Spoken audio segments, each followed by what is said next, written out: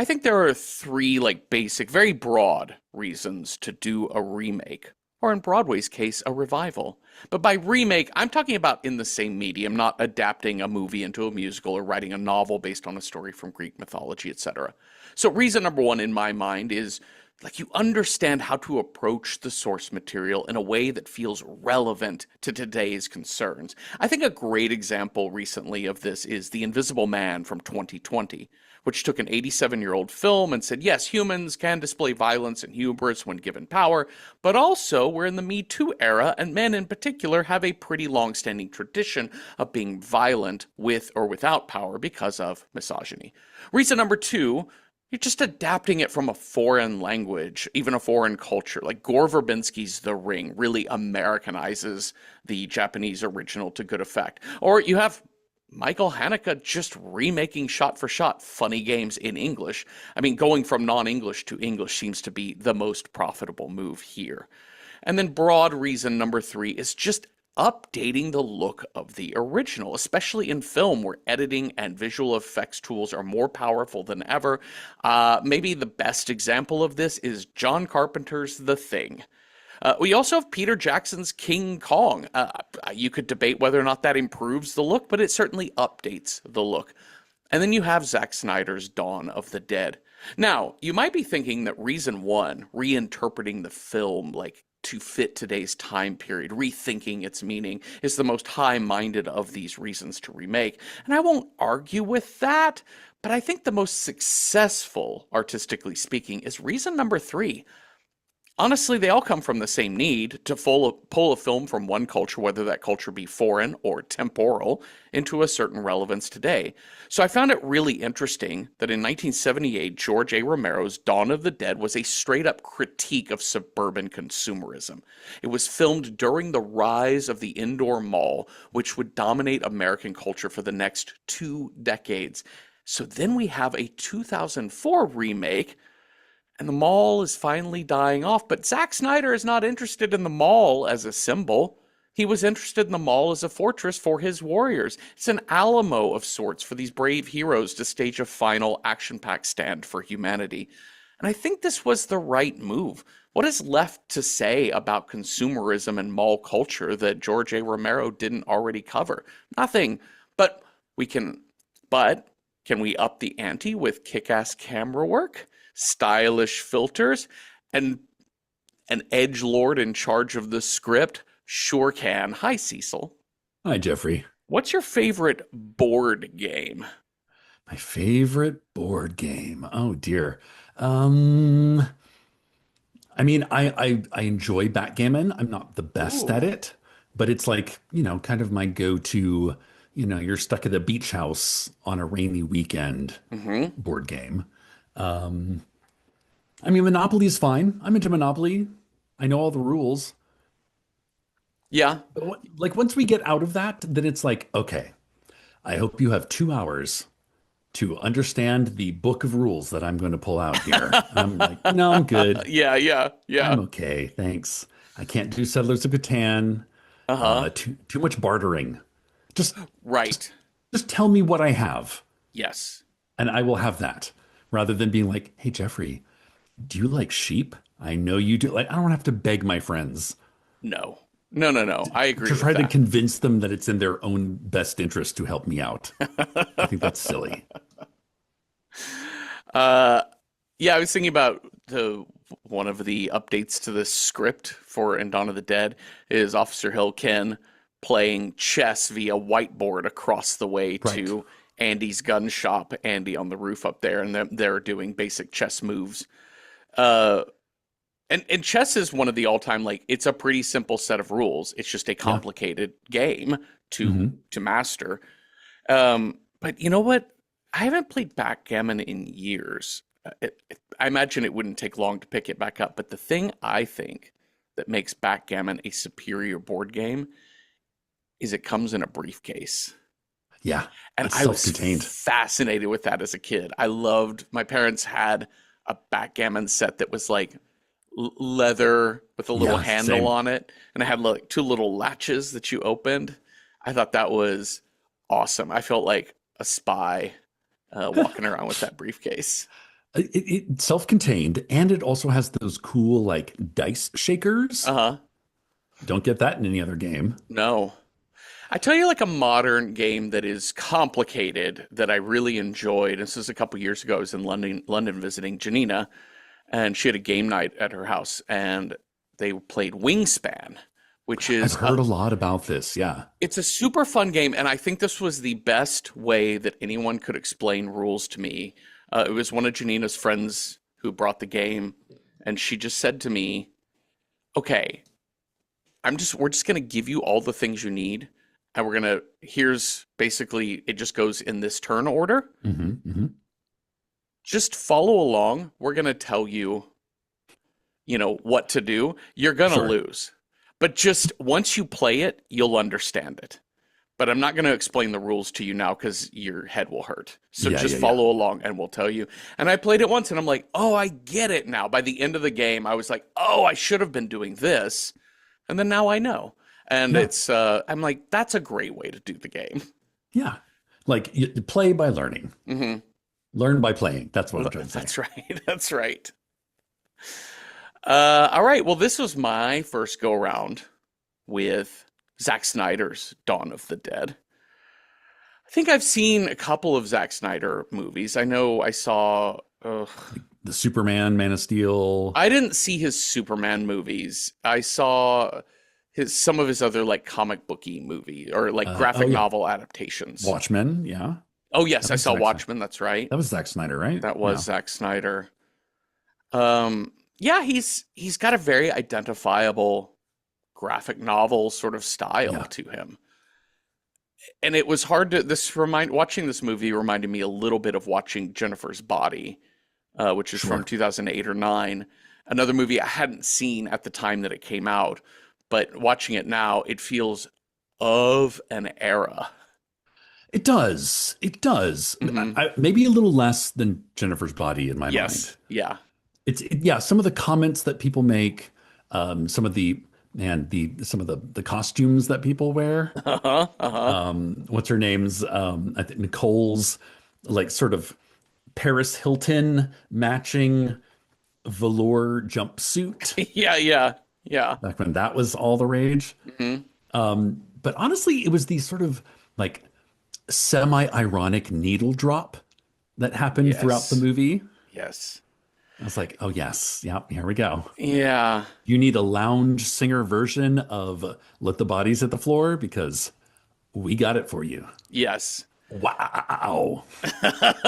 It's not let the bodies hit the floor. It's No, what is yeah. The Sickness. Sorry. yes, yeah, down with the sickness. Yeah. No, yep.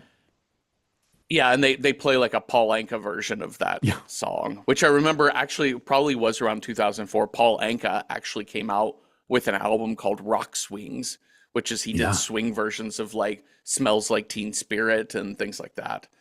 It was that time. It was also the last rattle of Johnny Cash. Hmm. You know, when that like that final Johnny Cash album was like everywhere. Yeah. And here we are. They're like, oh, Johnny Cash singing about death is our Hmm. opening title sequence. Uh-huh. It's still also the editing in this, the Zack Snyderness of it all is still very like 90s MTV rapid fire zip Yeah. zap zap zap zap zap zap. Yeah, Like totally. that in my head, Totally. every time I see that style of editing from this era of movies, my head goes zip zap zap because that's Yeah. what it looks like to me. Um, and then again, like I'm just gonna I think I'm allergic to James Gunn. His Hmm. writing to me is Yeah. maddening. And I Yeah. think when you go 2004 James Gunn, it's really maddening because there's a you don't quite get it, do you, guy? Yeah. Sort of Yeah. Yeah. feel that I have for him. And I think because he's coming from a place of like kind of this Joss Whedon, like Hmm. I'm a progressive man because I'm like centering women's stories. I'm like, great, that's very cool of you. But there's like a pride that he takes in it. But there's a line in this movie from Michael later when they're all sitting around at the midway point talking, and he says, they were like, "Oh, what job were you the worst at?" And he said, "Being a husband." Tried 3 times, failed 3 times. Well, what job were you good at? Being a dad. And I know that James Gunn wrote that with all sincerity, that that makes this guy great. And I'm like, you need to explore why you have 3 failed marriages and you can only really connect to your kids and not your Right? wives. That's weird. That's really I would weird, my guy. I wonder if your children would have the same answer to that question. Yeah, for me it was the sort of semi-token gay character Oh, wait, who are? who's Tucker, Oh, okay, sure. but in such a roundabout way that's like, look, gay people can look just like normal people. They just happen to be gay, which I'm like, okay, I'm all on board on that. Hmm. But then when it becomes this scene of like him describing his first love to these two jabronis fucking trapped in a jail cell for no reason, I was like, I think we might be taking the movement back a few decades here. Like I'm not quite sure what good this is doing us. Yeah. It's funny because I thought about the other 2 movies I thought about when watching this were Jennifer's Body, Mm, which which I think it shares a lot of DNA because Diablo Cody and James Gunn I think are kind of a same era and the same yeah. style of like Oh, for sure. mean funny. Yeah. And then I thought about Shaun of the Dead, Okay. which beyond For just being a sure. zombie movie, but of the same era, also a comedy, Hmm. which Dawn of the Dead ostensibly is, in a lot of ways. But Shaun of the Dead is so wholesome, with the exception of the one line where the white guy says the N word in a quoting hip hop Hmm. sort of way. Yeah. It mostly just seems in touch with just humanity rather than the edgelordness of the late 90s and early 2000s. And so this one it definitely has that like 2004 kind of dated vibe to it of just dropping an F slur because we can and not because it's Sure. necessary sort of thing. So what we do so well in this movie is update the visuals, and this opening sequence is impressive. Yeah. Anna, Sarah Polly, it was nice to Oh see my her God. again. Love Sarah Polly. Love her so much. She's great. So she's a nurse, and we just kind of get little hints of things going around. Like there's a doctor looking at a head X-ray, asking her like, "This guy got bitten on the hand. Why am I looking at a head X-ray?" She's like, "I Yeah. don't Like he know." was in a bar fight. Like, I Yeah, don't, yeah. It's weird. and so she's like, "I don't know. I gotta go home for the night though. I'm an hour overdue on my shift to get home." So she gets in her car, goes home. We hear the radio station come on, being like, "We're gonna be keeping you updated on important news bulletins involving the click," and then she just moves it over to Hmm. music. Hmm. We meet little Vivian, the roller skating girl in the neighborhood, when she gets Oh, home. What a cutie! right. She's gonna I grow was, up so yeah. cool. She's gonna be awesome. I will say, like, if we rolled Suburban for this, right? Yes, And like, I'm giving both of us a high five right now. it's 100% suburban Milwaukee. Yeah. Like the overhead shots of even just like even before the shit hits the fan Mm-hmm. of just, you know, 5 p.m. in suburbia, the nice picket fences, et cetera, et cetera, Mm-hmm. and like really establishes this film, I think, as a like you said, a good update of a classic horror Mm-hmm. film in that it really leans into the hey, you know your neighbor, you're like practically babysitting your neighbor's daughter, and tell your mom I said hey, all like the interconnectivity of suburbia Yes. and how it all falls apart in one day. Yeah. Yeah. I was thinking about how quickly this movie gets off the ground for Yeah. zombie stuff. Like it's nothing like Night of the Living Dead, No. wherein Well, it's a that's a long, kind of slow it's a burn. very mysterious, Mhm. like nobody even knows what the fuck is happening. Right. And in a lot of ways, like the zombie picture as we kind of know it today, especially with this early 2000s renaissance of the zombie movie, the zombie movie is almost less horror than it is action, if we're going to be Oh, for sure. strict about genre. Yeah. And a lot of times, because I feel like in a lot of ways, horror generally is a slow burn. Like we've talked Mhm. before about, it's usually right at the 50% mark that the monster gets fully seen for the first time. And that's not always true, Yeah, but yeah, there's a yeah. lot more slow burn in horror, whereas this one we're like, no, we're moving. And it is that night. She and Luis, her husband, are cuddled up in bed. They're like fucking in the shower, ignoring the TV Mhm. news reports. It's like 6 in the morning, and there's little Vivian standing in their bedroom Oh doorway. no. Like just a bit of blood on her nightgown. Yeah, that's it. Just like like I don't know, she was just eating um rare steak, I guess. I don't know. Well, and I think this is where I like make that kind of distinction between like horror and action, wherein I think in a horror movie there's a lot of room to explore if a neighbor, so just like if you pause Mhm. for a second and you say, if I were woken up in the middle of the night and I could just see my neighbor's daughter, 10 years old, whatever she is, standing in my doorway in her nightgown and there's blood on the front of her nightgown, uh, there's a lot to explore with that of like what's your Yeah, first yeah. thought of what has happened. And this movie is like, I mean, it's hitting the beats of it because Luis gets up and is like, Mm. girl, you okay? Come here, come here, Yeah, come yeah. here. What's the matter? I mean, What's, 'cause, yeah. Anna's a nurse, makes sense. Hmm. What happened to your parents? Yeah. Um, but Snyder, I think rightfully so, is for the type of movie he's making, is like, no, let's just you get it. You guys get it. We're Yep. not exploring Yep. shit. And before we know it, Luis's neck is gone. She's very bitey. She's very bitey. She gets locked out of the bedroom. And while Anna is trying to call 911, all of the lines are busy. Oh, that's not good. And now Luis is attacking her. And she manages to get into the bathroom, lock the door. He headbutts his way, like, here's Johnny Jack Yeah. Torrance Yeah, yeah, through yeah. that door. But she does get out that window. I love the fact that we are establishing the rules hard and fast Hmm. right up front. They're like, The bite this zombie, transfers. the bite transfers, and it takes less than a minute. Hmm. Less than a minute. Hmm.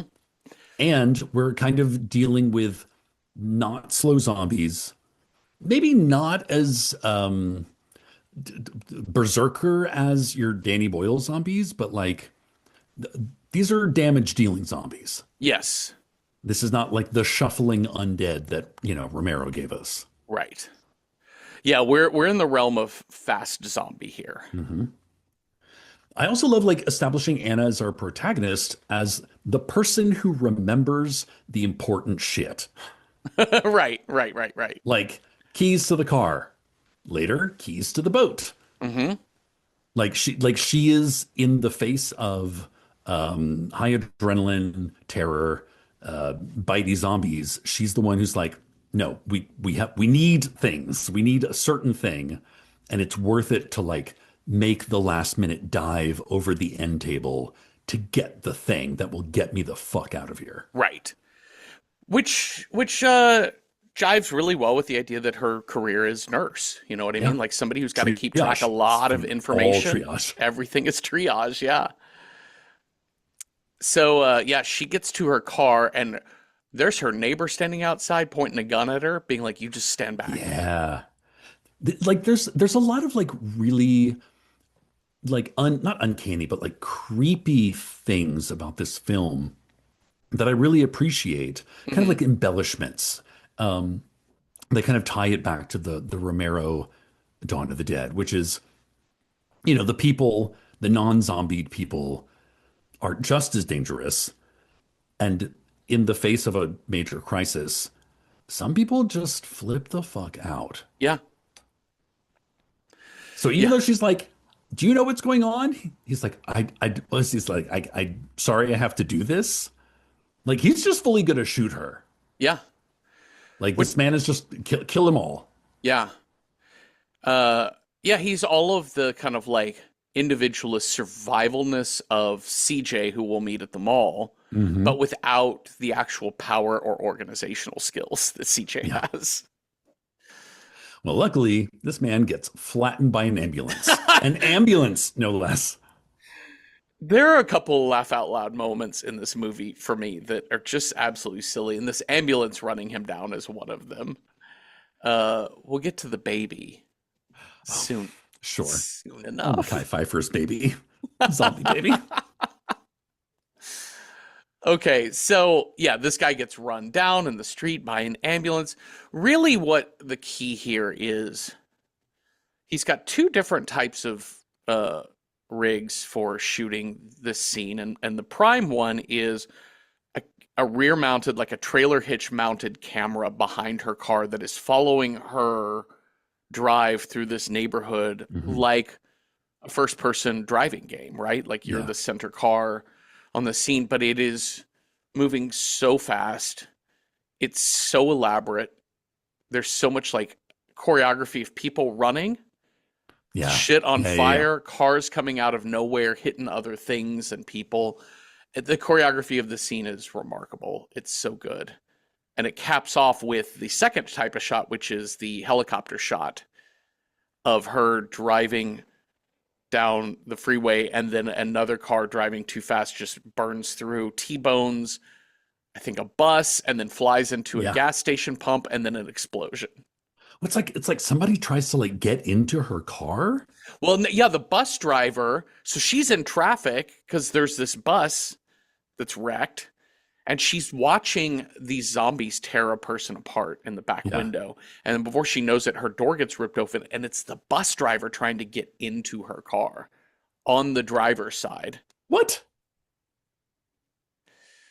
Everyone is behaving like children in this movie, and I it is a mean, and to Zack Snyder's credit, the only way this works is if you keep your foot on the accelerator the whole oh, for time. sure. Yeah, like if you pause to pontificate, it kind of falls apart a little bit, right?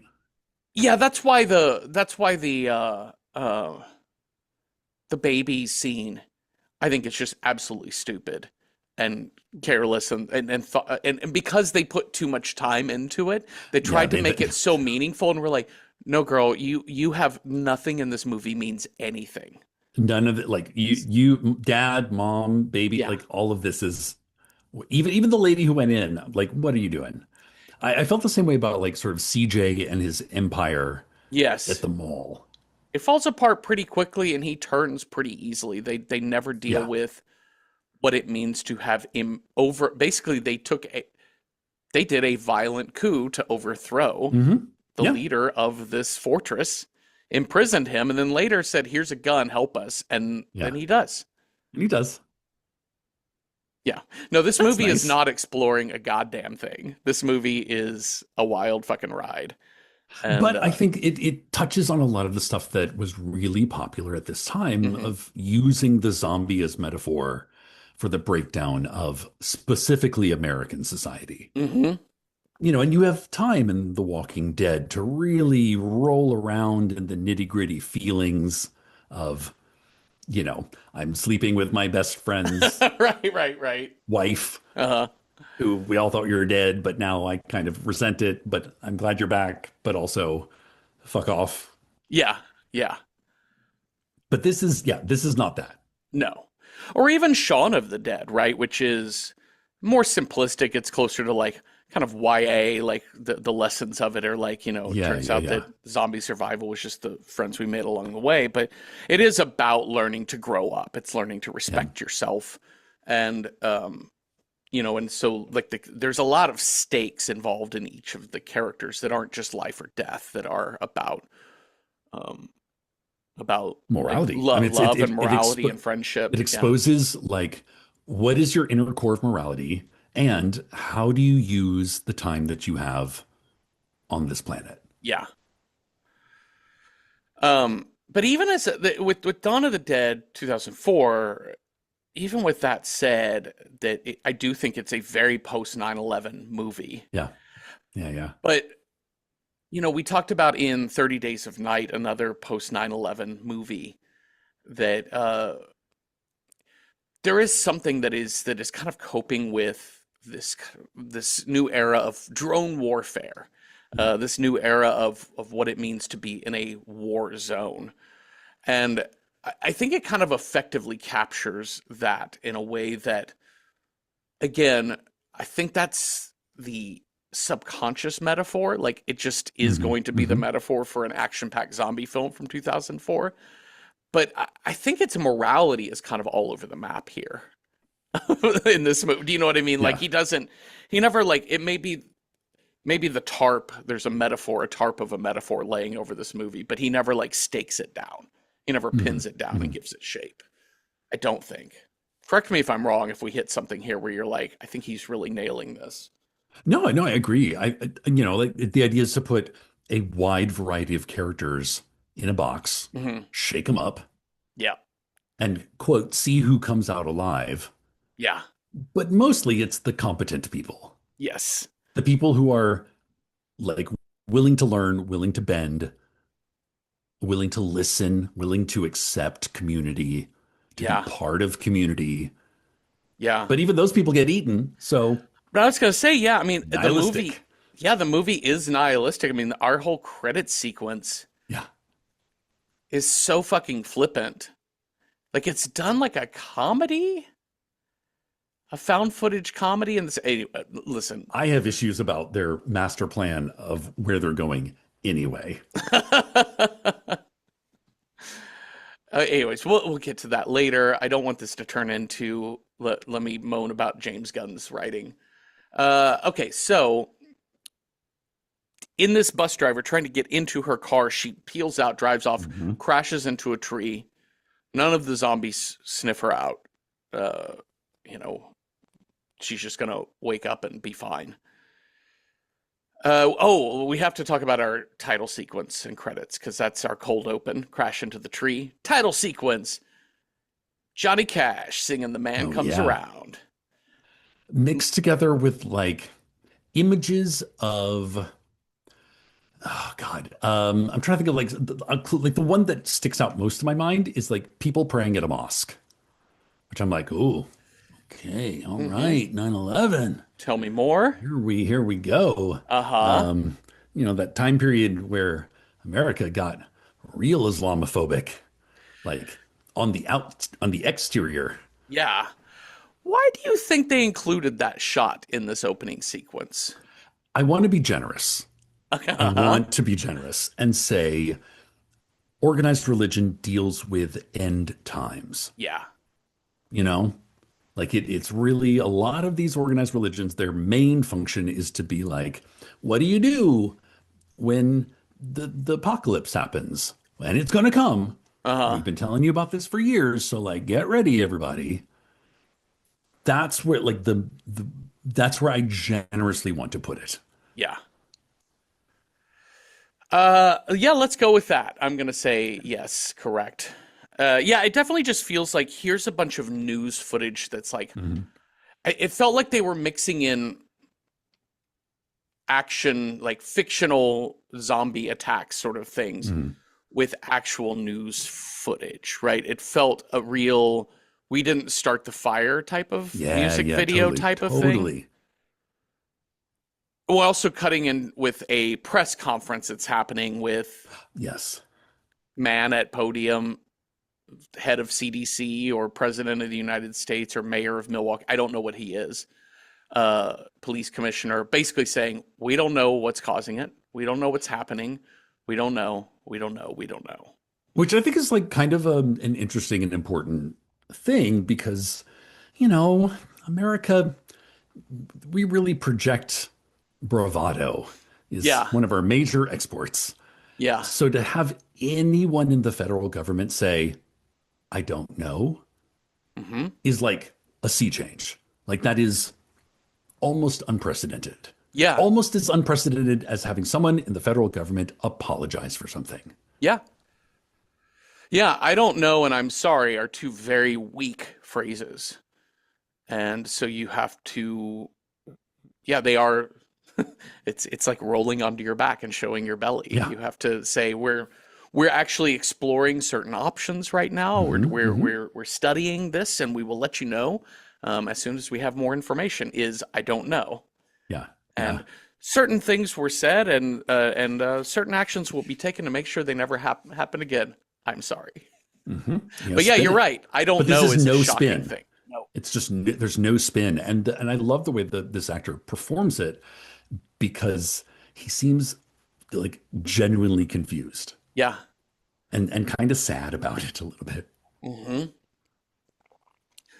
So Anna is going to run into Sergeant Kenneth Hall, played by Ving Hmm. Rhames, Hmm.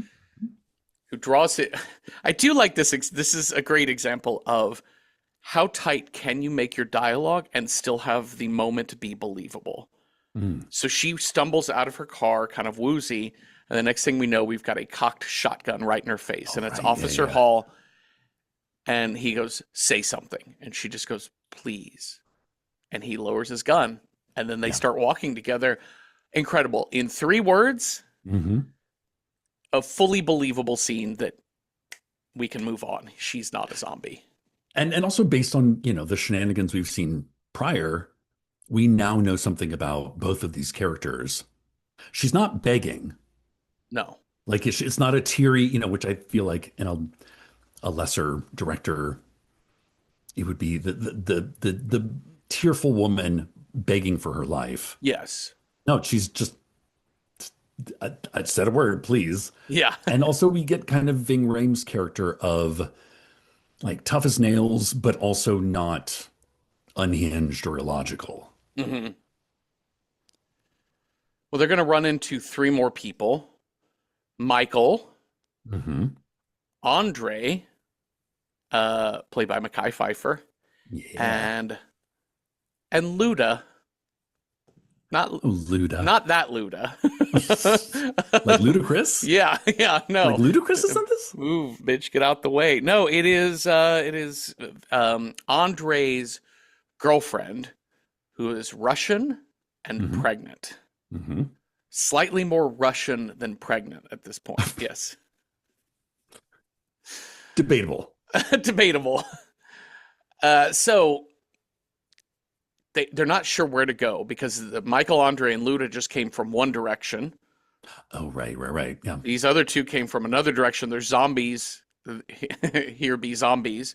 The highway is overloaded with them. But right here, under this very suburban moment, they're under a highway overpass. There's a chain link fence separating them from a giant parking lot into a Yeah. mall.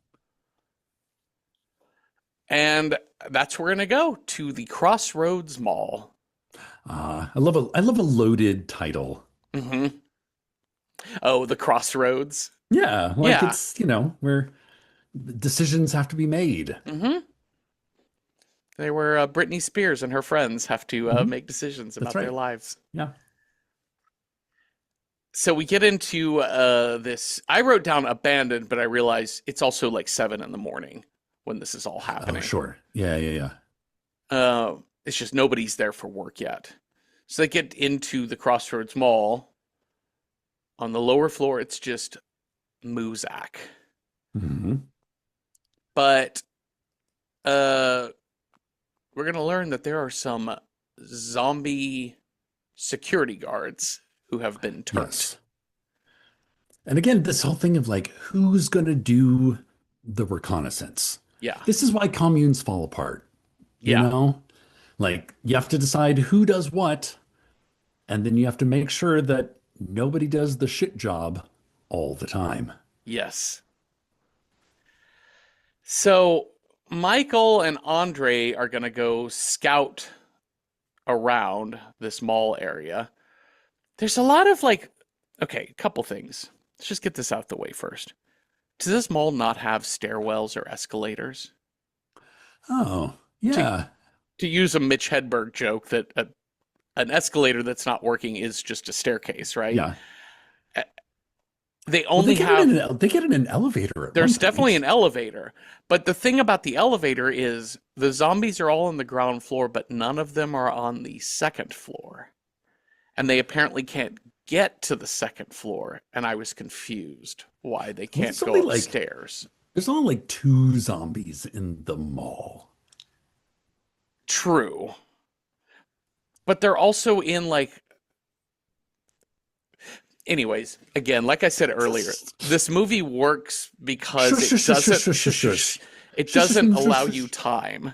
They got lost to the Brookstone. Okay. It's just the logic of this film absolutely does not hold up if you stop for any moment. So don't do Yeah. what I just did and ask about escalators or what were the zombies on L3 of the lower underground Oh my garage God, how the doing fuck even? did they get down there? Yeah. How did they get down there? What were they doing?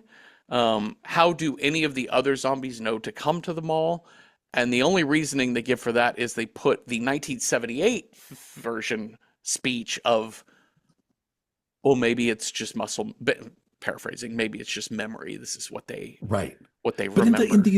in the original one that feels philosophical. Like Yes. it is a group of people that have way too much time on their hands Uh-huh. trying to understand. In this, it's like a speed bump. Yeah. Yeah, absolutely. It's just an excuse as to why any of these zombies would have been running at the mall. But again, we're making an action film. It doesn't matter. Yeah. Yeah. What does matter is that Michael goes into the sporting goods store and he's holding. So Michael's weapon, Andre has a 9mm. He's got a Mhm. handgun. Michael has like a bent crowbar, which I'm like pretty solid, Yeah. Okay. decent. But he's kind of looking for better weapons. Mhm. And what he trades the crowbar for is a croquet mallet. Eh, yeah, No. it's very breakable that. Very breakable. Although, once it breaks, you can quite stabby. It is true. Which is how he uses that to good effect. But they don't really know the headshot, like the head kill Hmm. kind of thing yet.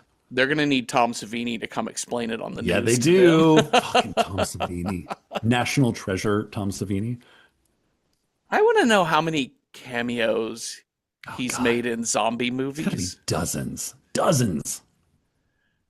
Anyway, so uh there's also so Michael gets attacked by opening the wrong door in this Yeah. sporting goods store. But the way he ends up killing it is driving this broken mallet piece up Mhm. through his jaw into the brain, and zombie is subdued. Which looks really cool. That's kind of that's like a lucky trick shot, Yes. which I think is the very much like the style you're picking up on. It's this thing of like, it's gonna look amazing. Yeah, totally. It's gonna make like a really cool visual. But the idea of like really getting like just that like tiny little half inch by half inch opening underneath the jaw to go up into the brain, that's tricky. It's very tricky. And I think that's why Zack Snyder is popular because that style is really fun. It is Mhm. so Yeah. stylish. It's video game-ish, it is graphic novel looking. It's very cool. It becomes a problem when he's in charge of something like Watchmen, which is a very, very brainy and emotional piece Yeah, yeah. added to all of the visual stunningness of the original material. But uh, the visual stunningness of the original material is really complex. Yeah. Yeah. And I don't know that complexity is where Zack Snyder's earning his keep. But in this stab through the jaw, up through the brain pan, A plus all Great. around. Also, Officer Hall and Luda and Anna are getting attacked out by the fountain. And Anna manages to shoot it in the arm and they get free.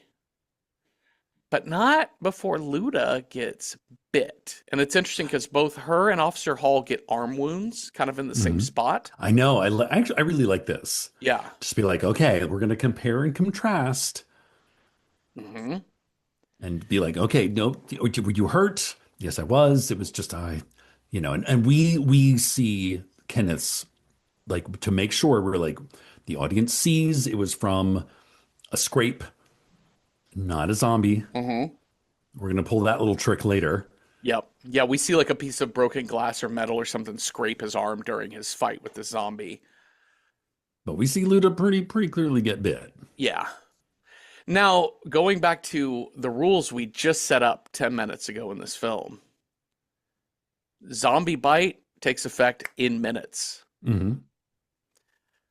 With Luda, it's going to take a few days. Yeah, yeah, it's true. It is rather small Mm-hmm. compared to like other zombie bites we Yeah. see. Luis gets like his neck torn Yeah, open. So I guess the like idea is you have to die from your wound. maybe. I always thought it was like the agent in the zombie saliva kills you, revives you. Like it sort of attacks Yeah. your body. Yeah. That And makes then the fact sense. that she's pregnant maybe prolongs her life because, her body is producing all sorts of crazy hormones. Yeah. So, all right, they're going to get up this elevator. Um, you will not catch me during an apocalyptic scenario where the In world an is falling elevator. apart in an elevator. I don't give a shit. I am Like not getting there's stuck in a fucking like there's elevator when the there's power goes out. blackouts everywhere. No, The grid's not down yet, but it is not looking good for no. humanity here. And they run into three mall security guards. Hmm. CJ, the leader, Bart. Also, Michael, who played by Michael Kelly, who's like not unrecognizable, but I'm so used to seeing him playing extremely competent, well put together characters. So to see him as kind of like douchebag redneck Yes. is like a bit of a mind trip for me. I'm trying to think of what else I have seen him in, and I know I have seen him West in Wing. things. Okay, so I never saw West Wing. Oh, Um, he has like a is it West Wing or is it the oh dear. The Shield. No, he was just in one episode of Shield. No, it's the one with oh God. Oh, I'm searching so hard. House of Searching Cards. House of Cards, that's it. There it It's is. not West Wing, it's House of Cards. Yeah. Because he plays this like incredibly dark but complex character on House of Hmm. Cards. Interesting. I think he's great in this role. He's very he takes a really his character has to do a very difficult turn. And Yeah. I found myself not really thinking about the implausibility of that turn until the end of the movie when I had time to breathe and think. Mhm. And yeah, I think by the end of the movie you're kind of cheering for this guy. Yeah. And I think the way James Gunn does it in the script, I think is really smart, which is rather than because he doesn't have time to do character development and Mhm. Mhm. backstory. What he does is he introduces Steve, played by Ty Burrell, as like Yeah, yeah, the yeah. ultimate douche, self-interested Yeah. douchebag. CJ is self-interested, but he's like an individualist. He's a survivalist and an opportunist, protecting his own life and his tiny kingdom. Yeah. Whereas Steve just doesn't understand what's at stake because he's never had to understand what's at Oh, for stake. sure. And so once you see Steve, then CJ is able to make that turn with it's kind of like the magician being like, "Don't look at this over Yeah, here." yeah, yeah. Anyways, Well, and also like yeah, at that point, CJ also kind of loses his um the need to control his little army of mall cops. yeah, yeah. And his little army of mall cops, these two other guys working for him. You have Bart, who's just an A absolute dummy. yeah, he's a dummy and a dickhead, and everything out of his mouth is a slur against somebody else or whatever. And then you have young Terry, who's kind of 19 years old ish, Hmm. high school, college age. Yeah. And he's more of kind of the simpleton sweetheart He's following the other he's a go boys. along to get along. Well, they immediately take the weapons of our band of 5 new heroes and keep them caged up in the porcelainosa or This whatever the bathroom Jeffrey, store this just is. makes no sense to me. I mean, like I mean, it makes logical sense. It does. Hmm. But if you're like, okay, I'm putting myself in CJ's like point of view. Yeah. This is my territory. Go find your own hole to hide in. Hmm. I'm going to escort you to the doors. Goodbye. You know, in which Anna and Kenneth are like, she's pregnant and he's hurt and blah, blah. I'm like, not my problem. Goodbye. Hmm. But then when he manages to be persuaded to let them stay, like he keeps them locked up so they don't steal shit, which Yes. is kind of a funny line because clearly, what are they going to steal? Where are they going to take it? You Yeah. know, like I wonder, like, what is the realness of this here? So I think what they're trying to do, again, here's me giving a lot of credit to James Gunn, but I think it's really smart what he does, and for me it worked. You can tell me if it didn't land for you. It's the scene with Michael comes to CJ and says, "What's the Mhm. plan here?" Right, right, right. And Michael is kind of taking the tact of, let me just kind of throw some like Yeah, examples out of things we you're could in do. charge. You're You're totally in charge. And then it gives CJ the opportunity of saying like, yeah, we're going to do those things. Get some paint, go Mhm. paint SOS on the roof. Yeah, I need people to clean up this mess. And I think Michael realizes that CJ actually doesn't have a plan yeah, at all. Like his plan is just, hey, we've got it made here in the mall, just the three yeah, of yeah. us. But you're actually in charge of a lot of people in your community, and they're going to Uh-oh. need you when you have things that they don't have. And you can't just give it to them, you actually have to lead them. And And it's also the yeah. people who would be mall cops in a community traditionally like pretty low on the heavy decision making like ladder Hmm. have always kind of envied that like no, I'm in charge. I want to be the big swinging dick in charge, Hmm. but I kind of have no real idea what that involves. Yeah. We do learn on the TV from Tom Savini that uh, you gotta shoot him in the head. Hmm, hmm.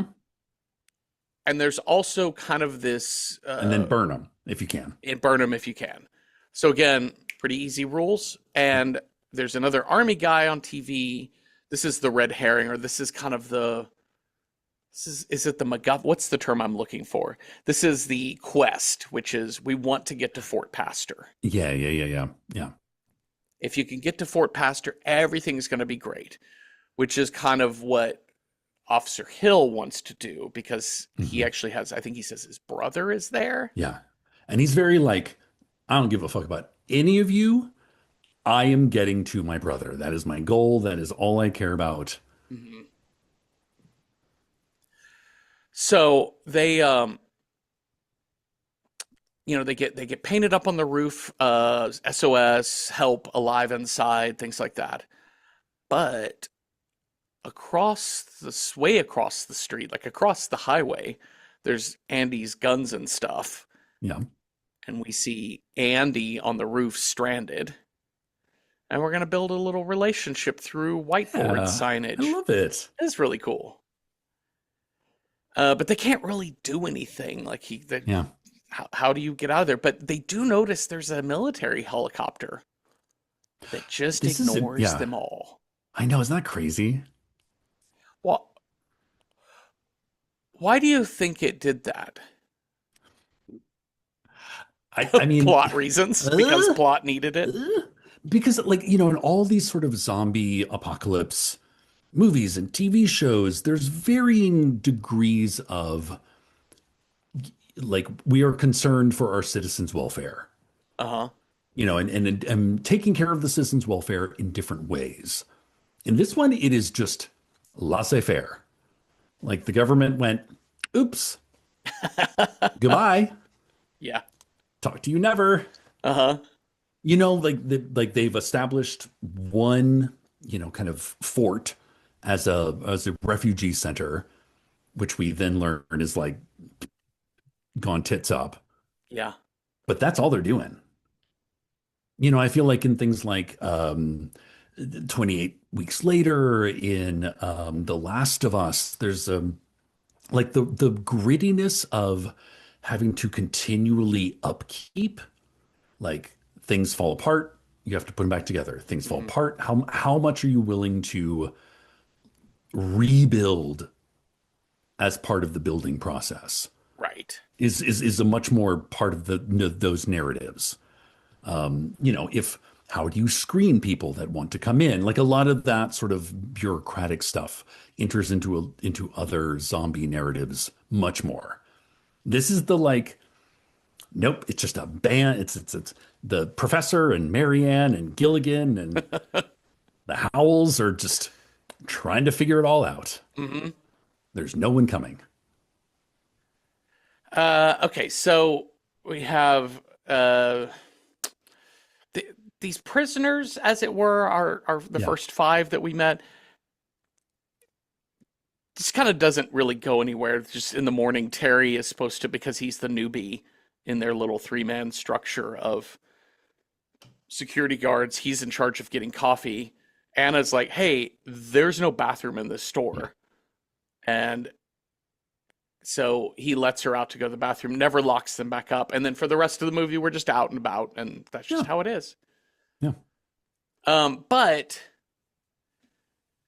there's a truck, like a moving Incoming. truck, driving through the lot, reversing over a bunch of zombies. Again, I don't know why the zombies are at the mall, but they are, and the truck Huh. backs up to the loading dock. There's a brief shootout with Michael, and I think CJ pops out too to fire guns at these people. There is a big argument. Oh, no, no, no. Actually, before we even get down to there, there's an argument on the roof. This is a big pivotal moment because CJ is real upset at these prisoners have gotten out. Yeah. Yeah. Also, they're saying we have to help this truck. We've got to get them in. And CJ's like, Yeah. no, fuck you. Draws a gun on Anna, Yeah. points it at Michael, points it at Officer Hill, eventually points it at Terry, even like his own Yeah. man. Because Terry has just like just a whiff of morality. Hmm. And in that moment, Michael disarms CJ, gets Oops. the upper hand, and now CJ and Bart are tied up with the help of Terry, who's also like chosen his side with the new Into kids. the brig. Hmm. So it is downstairs. So it's not CJ helping out. It is Michael and I forget, maybe Officer Hill. Anyways, they basically help get all of these people out of this truck and into the mall. And our key people, we have Tucker. Okay. Gays, they're just like us. Yes. We Yes. have, They wear trucker hats. that's right. We have Steve, played by Ty Burrell from, Yeah. I almost said Family Matters. What was the name of I his mean, show? Fan Matters. Is it? Yep, it's not Did I do that? uh, that one show about family. Uh huh. Um, Uh huh. Let's see. Norma. Norma, played by Jane Eastwood, who I know I've seen in stuff before, and I'm trying Yeah. to Oh, for sure. pinpoint. I looked through her whole filmography, and I'm like, yeah, I definitely have seen this movie. I just didn't. Anyway, It she's didn't one like of. ping anything. Yeah. She's a that lady. But she's Um, she's doing like very like chain smoking trucker. yes. Like again, a very competent, like a person that you would want to be zombie apocalypsed with. Hmm. And also, it would have been nice to have her around when we do leave in the giant trucker vans, Right? because there's some bad driving happening. Yeah, yeah. So, Let's see, Nicole. Nicole, There's who's there's the there's two daughter. young women. Yes. I don't get Blondie's name. Yeah, I don't know. She's And basically Monica. I think her name is is Monica. Monica. She's essentially Steve's trophy girlfriend. Yeah. Like Basically, is you get it. a zombie apocalypse concubine. Yeah. She doesn't really get a lot other than a sex scene. and then an arm sawed off scene. Sure. But I don't know. I dig the idea that, especially as we get in, like you were talking about the 50, the halfway mark of this movie Hmm. is the down with the sickness montage. Like I Yes. clocked it, like I paused it exactly Uh-huh. right in the middle is we have to accept the situation, and then it's now how do we live with the situation Right. is the crux of this movie. And I kind of love the fact that there's a somebody there who's like, I don't know, I'm just vibing. Hmm. Because that was a little bit more of like what happens in the original. It's the sort of joy of money, psh, diamonds, psh, nothing. Do you want four TVs in your room? Great. Yeah. And like we really only get that like one little montage, just sort of like, she's putting on like the sexy lingerie, just trying it on for fun. Yeah. That's all she gets. That's really it. I think for me it's again when you move when a plot has to move so fast, when the Mm, style of the film has to move so fast, you really do have to you have to fill it with stock characters. yeah, a They bit. can't be that complicated. And you do need a writer like James Gunn who can say a lot with very little Hmm. to be able to convey this. It's just with poor Monica and the kind of bimbo character, he just has to fall back on it's a horror movie. Let's get some tits. Like Yeah. there's not a lot of interiority to this character uh that feels fresh or new. There's not a There's lot of nice girl and mean girl. That's all you yes, get. that's it. There's the virgin and the whore is Yeah. basically what you have. So And also, yeah, a woman in a wheelbarrow who is quickly decomposing. this is some When Evil Lurks shit happening in this Yeah. wheelbarrow. She is pustuled and bloated and looking grim. This is where like my own personal morality, like when confronted with the zombie apocalypse Hmm. moral compass guide, I'm like, ma'am, I'm so sorry. We're just gonna leave you right here. Yeah, We're just gonna tuck you in right there. I think you'll be fine. yeah. Well, she's going to turn. We're going to watch her die. Anna's going to check her breath and her pulse, and Yeah. she is certainly dead. Oh, But very then her much. eyes turn zombie blue. She sits upright, attacks Anna, who gets her through the eye and brain with a fireplace poker.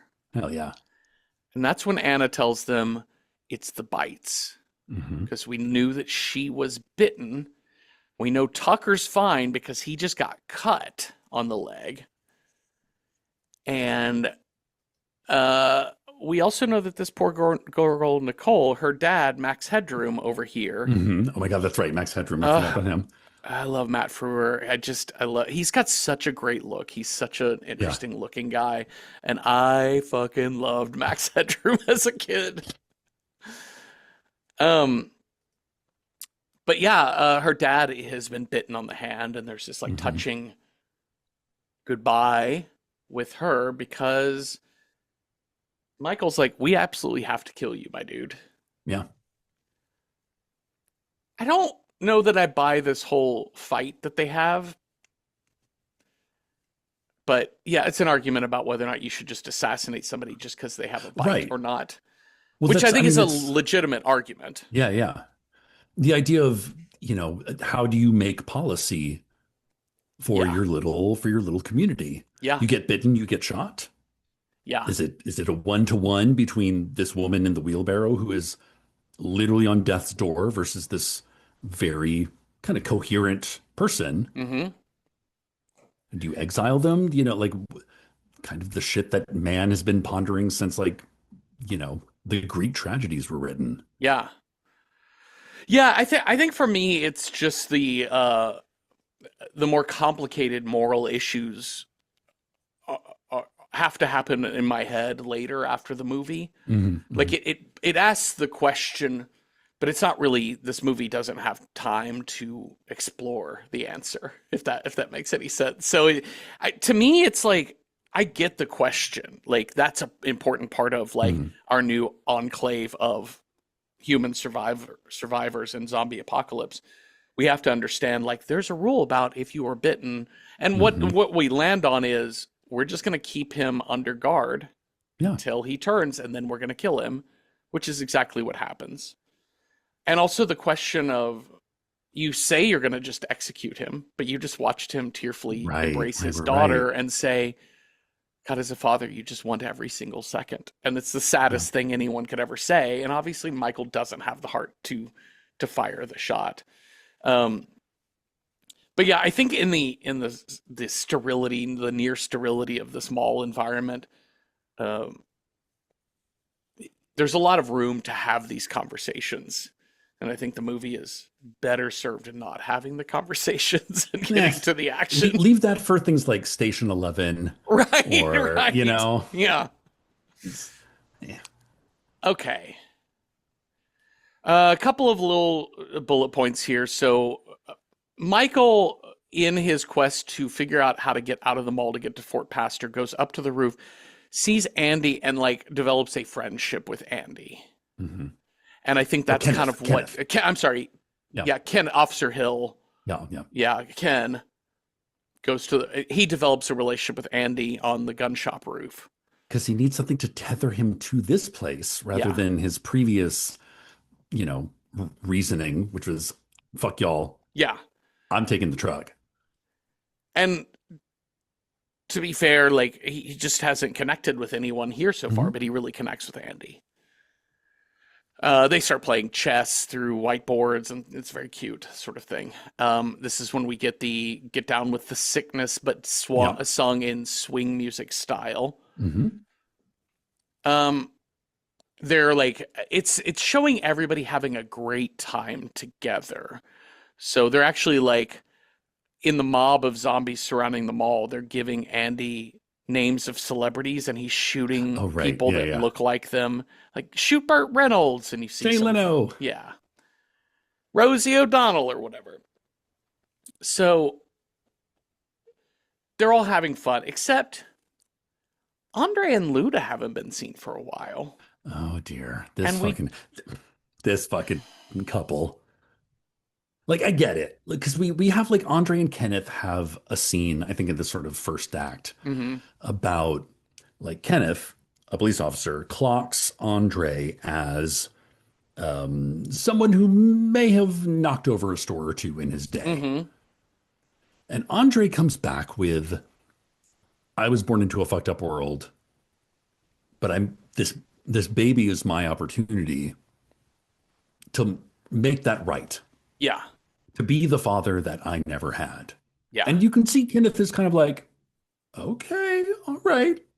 Sure. Worth. I see worth in you. I see, some sort of dignity in that. Mhm. But that in Act Two just gets a little bananas.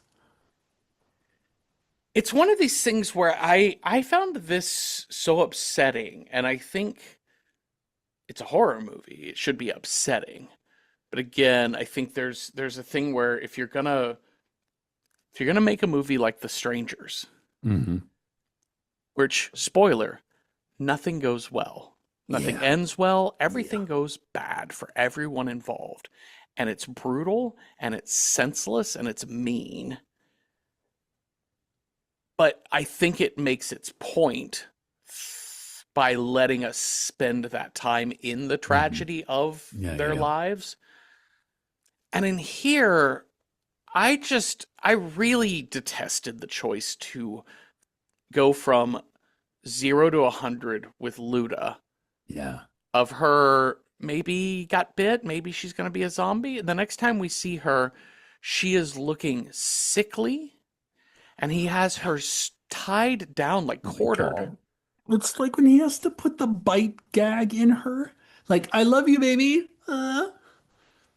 But he ties her down before realizing she's a zombie or he knows that she's going to become one and he I just think wants he the knows. baby out Yeah. before she dies. In the hopes that that baby is going to be okay. It's some real serial killer logic to me. Yeah. Yeah. Yeah. Yeah. It's some it's some yeah, I don't know. It like death camp experimental scientist sort of Yeah. shit. Like Yeah. the type of brain you have to do this to another human being, Right. and especially a woman and a pregnant woman, and especially Well, coming from 2026 when we were like post Roe v. Wade, and it's oh, just sure. there's Yeah. Yeah. so much happening here that I don't think this film earns, and it just Well, becomes a grotesquerie. That was my take. no. And I'm going to, go one further and say, what does Luda think about all this? Yeah. Because we only establish her as like, I don't want to have my baby here. Mm-hmm.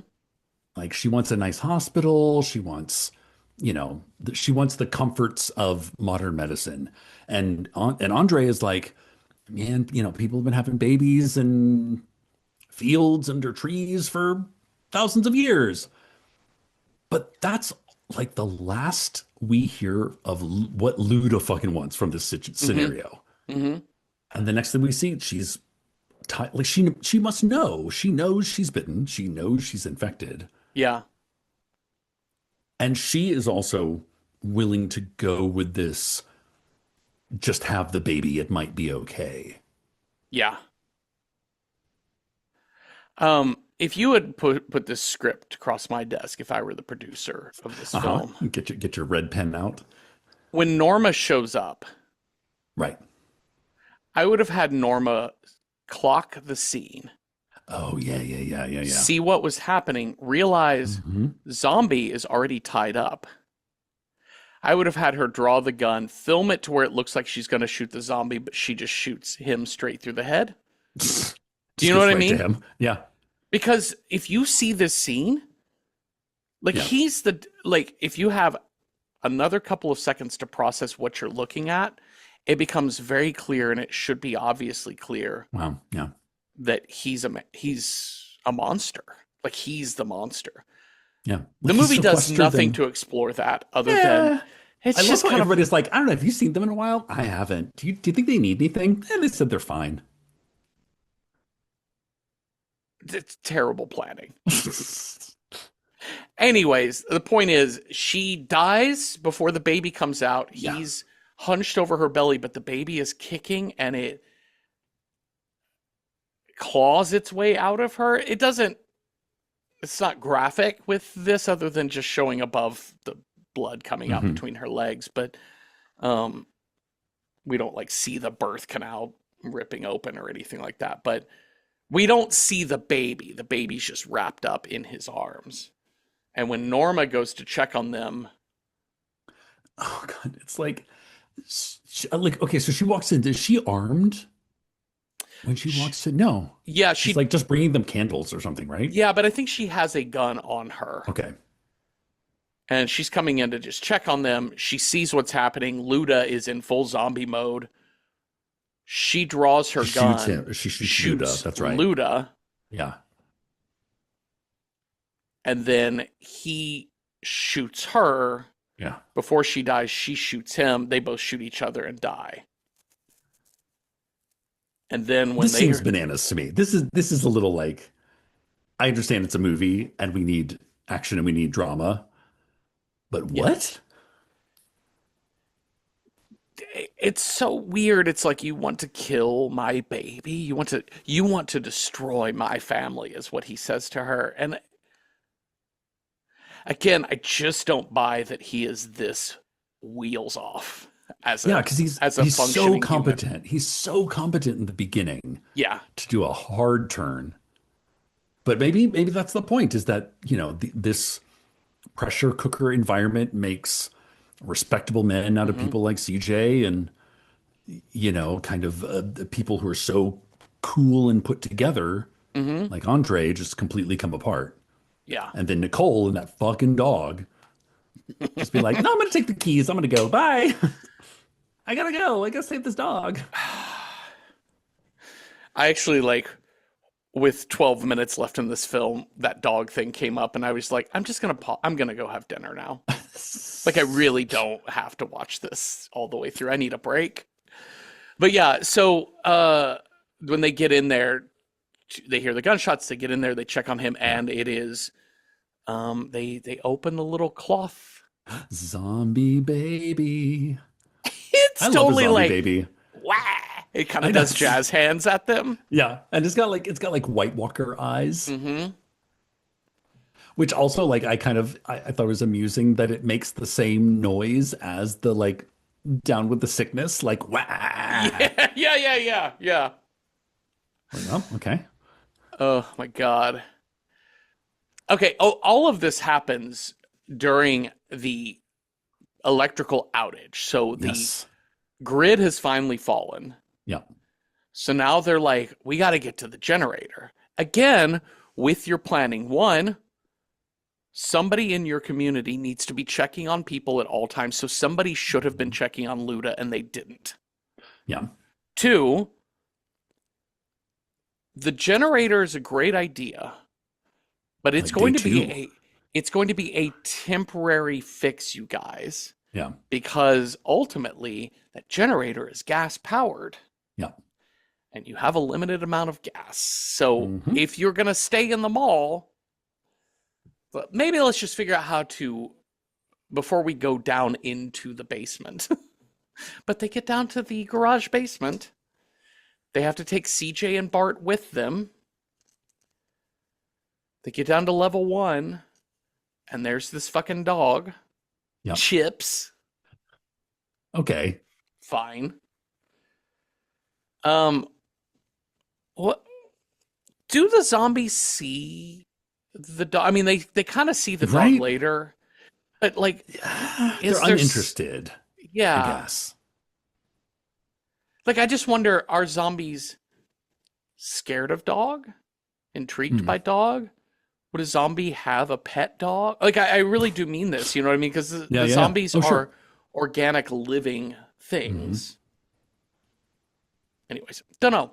That No, I doesn't get appreciate those answered here. questions because that's all, oftentimes I don't remember what movie you were watching, but the idea of like some huge apocalyptic event is going on, Uh huh. and it really only ever shows what happens to humans. Yes. Like considering the environment we live in, I think is a really underutilized tool of post-apocalyptic storytelling. Yeah. It's funny. I thought one movie that came up last week when we were deciding on the movie that we were going to choose, one movie that came up was Jim Jarmusch's The Dead Don't Die, which is the Okay. opposite of this film. Mm-hmm. The Dead Don't Die is deeply metacritical of the zombie genre, whereas this is the opposite of that. This was like, you know what would be cool is to strip away all of the thought and Yeah. More heavy guns. thinking and philosophy of this movie and be like, action. Yeah. And then Dead Don't Die is deeply slow. It could be, was it Cronenberg TA, forget who said it, Half Price Horror, one of our followers said, it's a deeply boring film. Hmm.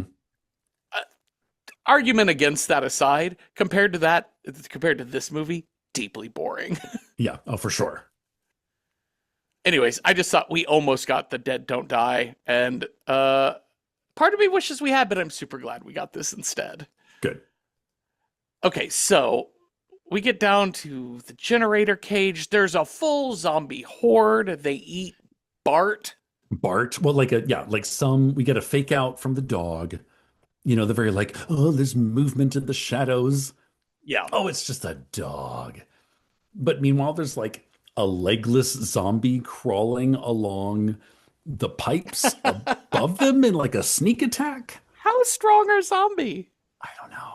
Okay. It's like the freaks from Freaks, Uh huh. like Gooble Gobble, Oh one of yeah. us.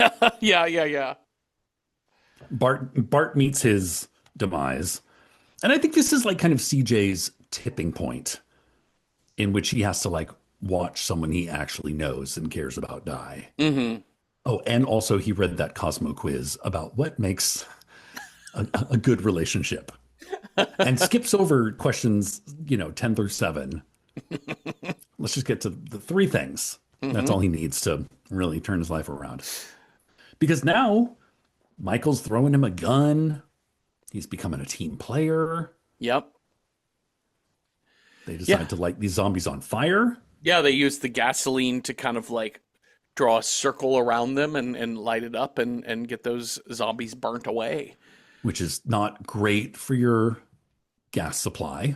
No, and also not great to do that right next to the pump. It's a generator. Hmm. It's tricky. So, but they do manage to get the generator going again, and it should be enough to keep them, A few days, yeah, a right? few days until they develop a new plan.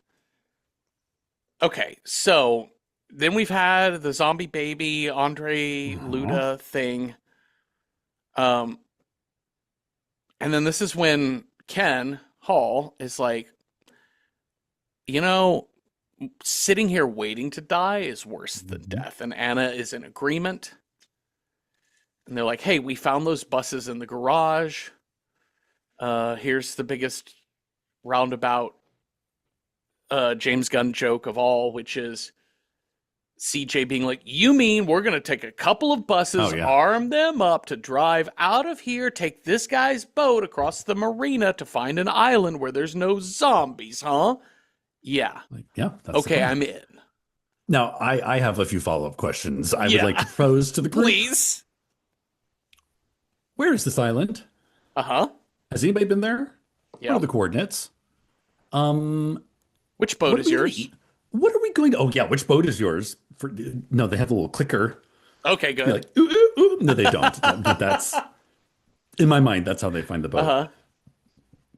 When you get there, what are you going to eat? Yeah. Is there fresh water on this island? Presume that it's in Lake Michigan if they're in Milwaukee. Uh-huh. So there's that. But like, Um, this is where I'm like, guys, I know this seems really like being caged, being trapped. You know what other words to describe that? Being fortified. Because when you're on an island, you're there. yeah. Yeah, I am just looking at a map And right now of Milwaukee. And if we have any listeners in and around the Milwaukee area, do let me know if you know of an island mhm. because I am not seeing one at all. And then when they like when we I mean when we're jumping to the end, but like when they cut to it, it's like one of the smaller Hawaiian islands. Like it's massive. Yeah. Like there's a mountain on this fucker.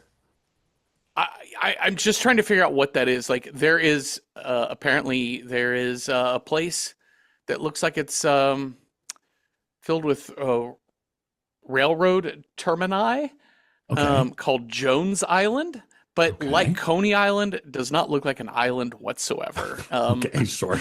And It's just the end of the line. it is just a peninsula coming off of the southern part of Milwaukee. Anyways, if anyone is familiar with the Milwaukee area, do let us know what the nearest island is and Yeah, does it look like Kauai?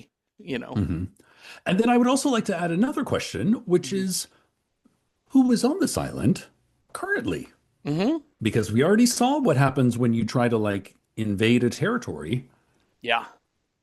and those were living people. Yeah.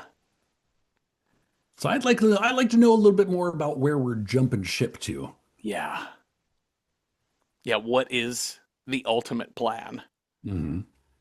Yeah, none of this is really well pieced together, and to be fair to our protagonists, they're in a 90-minute movie that is moving Yep. along at such a pace that they don't have time to think about any of this shit.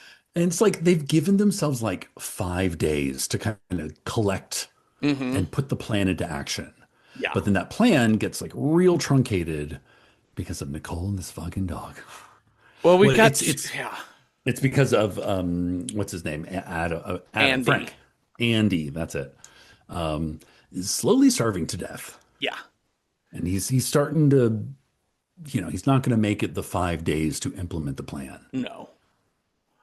So, Michael and Anna's plan is to take Chips, who's got his little doggy backpack side saddles. This is the most Lassie fucking thing I've Okay. Lassie, do you know the plan? So they know that he comes based on whistles. Uh-huh. So, okay, I get it. They have a plan. They put hooks on a pulley Hmm. onto his like little saddle thing, his harness, lower him into the zombies. Andy blows a whistle and the dog comes Yeah. running, goes in through the dog door. Okay, I'm in it. couple Agree. questions. How are you getting that dog back up to the roof? Oh yeah. Well, no, Question no. number, The dog stays with Andy and then they're going until to pick they up the yeah, dog until with they Andy. Okay, pick yeah. them both up. Okay. Question two. We have seen that zombies, when they want to get into some place, like Luis, Hmm. headbutts his way through a bathroom door Yeah. to get to Anna in the opening sequence.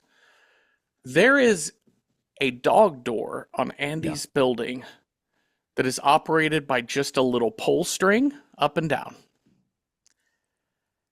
And these zombies cannot break through it. They cannot, even though they know Yeah. what a door is, why are they like scrambling to get in through the hole, but when you close the door, they're like, oh no, I could never break this Yeah. Yeah. Yeah. quarter-inch piece of particle board. I don't know if they do know what a door is, like a portal.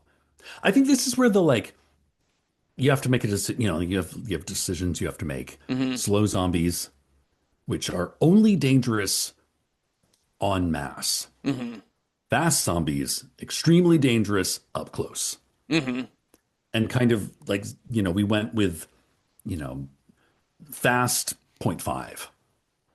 Yeah. Like not as crazy as some of we've seen, but like definitely not the shambling, just like do nothing Yeah. until literally you have to like put their face in front of food and they're like, "Oh, food."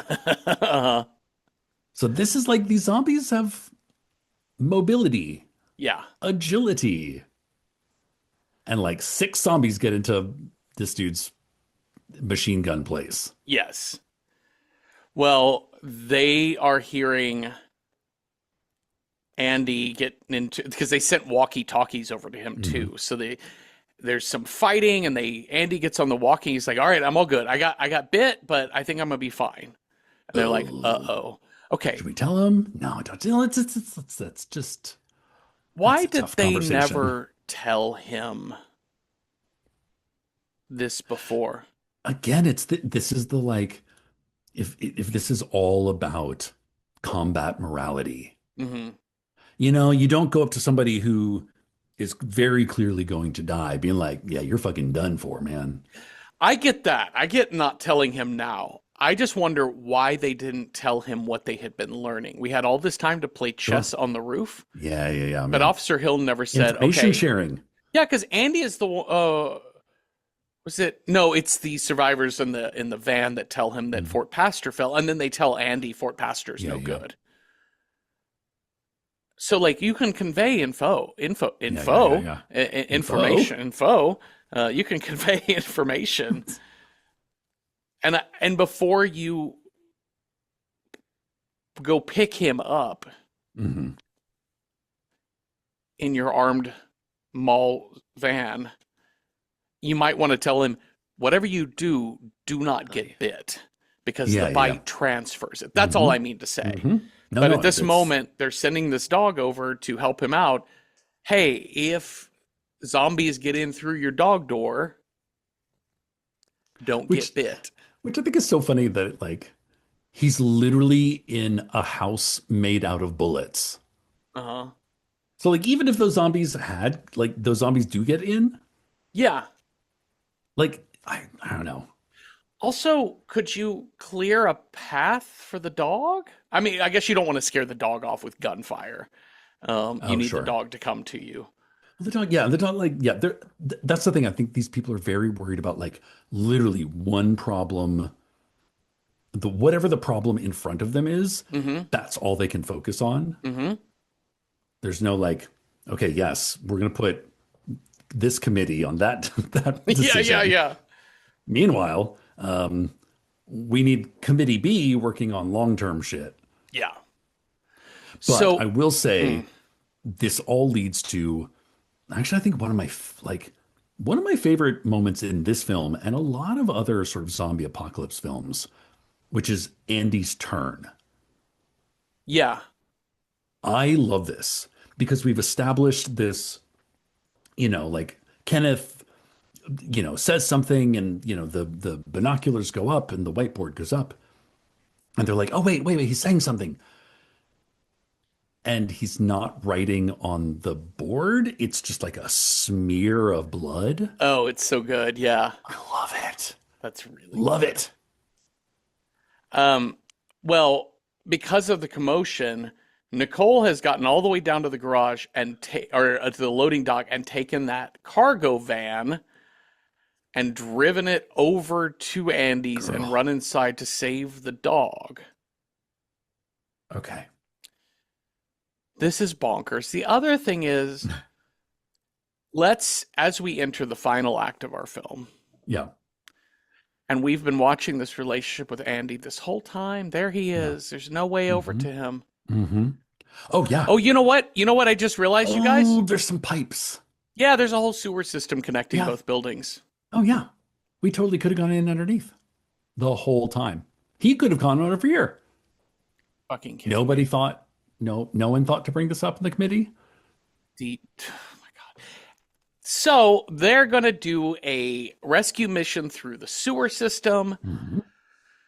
Um, they get above ground. Oh, here's what I was going to say. Here's what makes this not a horror movie to me. Okay, so it's one element was it just starts right into the action, you Sure. know. Yeah, yeah. Two, this movie has zero suspense. This movie has scares. It Yeah, has yeah. action suspense, but it has no Hmm. horror suspense. And I was thinking, like, if you are making a horror movie a la Train to Busan has one of the Hmm. best, Hmm. try to sneak past the zombie moments of all Yeah, yeah, time. yeah. And I would say close second with a totally different tone is Shaun of the Dead, which has one of the Sure. funniest Yeah. and weirdest and and I think it's really great. I think these are, to me, like, suspense is such a deep part of horror. And in this movie, they're climbing out of the manhole and we see the zombies not notice them, Hmm. but it's whoever is last out of there clangs the It's manhole like down and Tucker just like slams that screen door shut. yeah, yeah. And the zombies turn and run at them.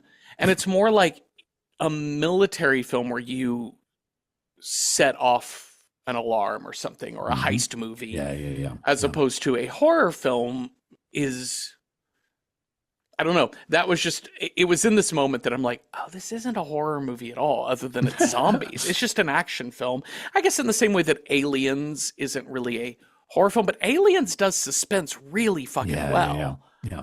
And this movie is so disinterested in slowing down at any point in time.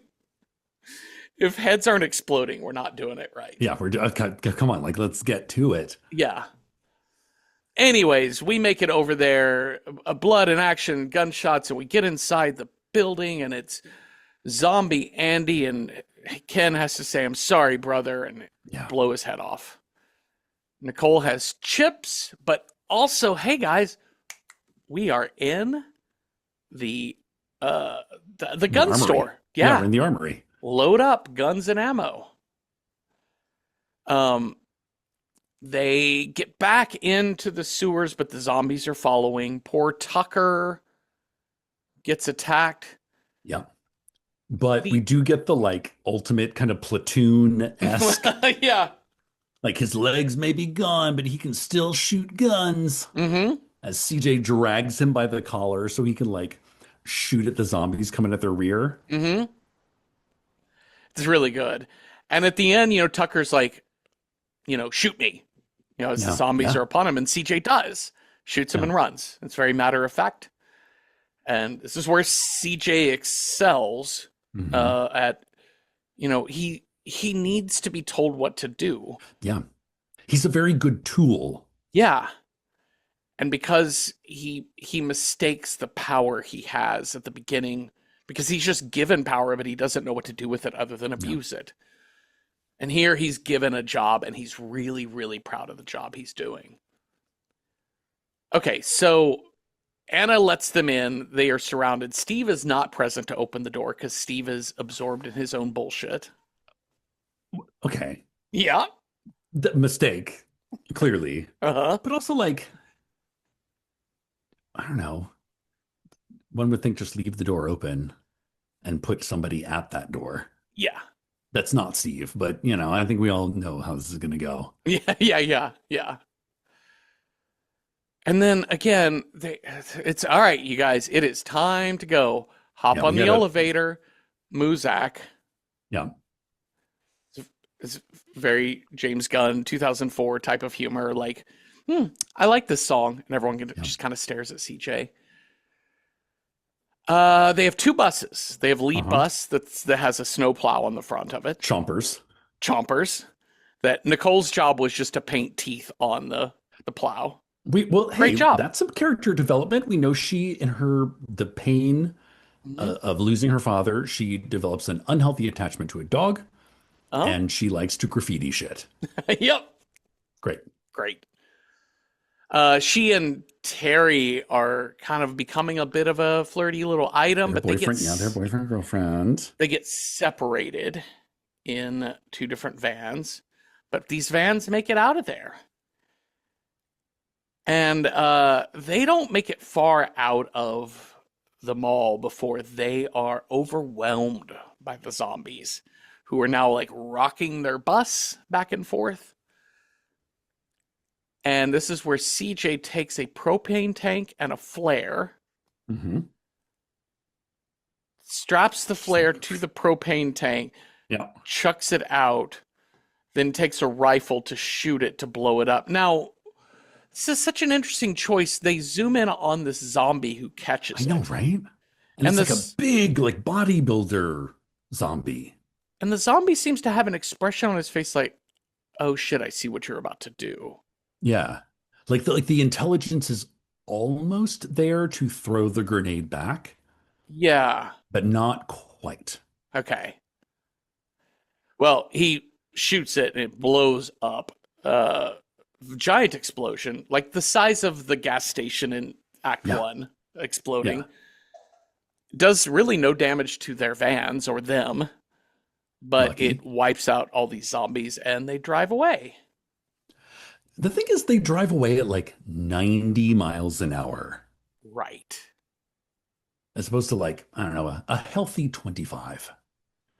That was my thinking here too, which is why are we driving so fast? It would make sense if they just had like hordes of zombies running Mhm. high speed at them, because Yeah. you're like, we can't get overwhelmed again. Mm-hmm. But they don't do that. Like, what are you driving fast from? You're kind of in the clear, right? And you're also making it way more dangerous for yourself. As we learn, Yeah, because they're driving so crazy. they're like hitting cars, making crazy turns. And there are zombies kind of around them, sort of. Yeah. Well, Because it necessitates Tucker. No, not Tucker. The only other dude who's still left. I don't think we ever get his name. If we do, I didn't get it. Just old guy. Who's got a chainsaw and is Well, real excited about that chainsaw. there's no zombies around. There's a zombie that grabbed onto the back of their van. That's it. That's and it. now that's they're it. panicked. And I'm like, One zombie. why are you panicking? Yeah. Poke it with a stick. Yeah, it can't do anything to you. Can't get in. It can't get Probably. in. You can just fire a gun at it. Anyways, he grabs his chainsaw, and because Ving Rhames is driving this thing like he's in a fucking bumper car, the whole thing flips, and chainsaw goes through Monica's shoulder. And him. And like, him. Oops. I want you to know something about a chainsaw, you guys.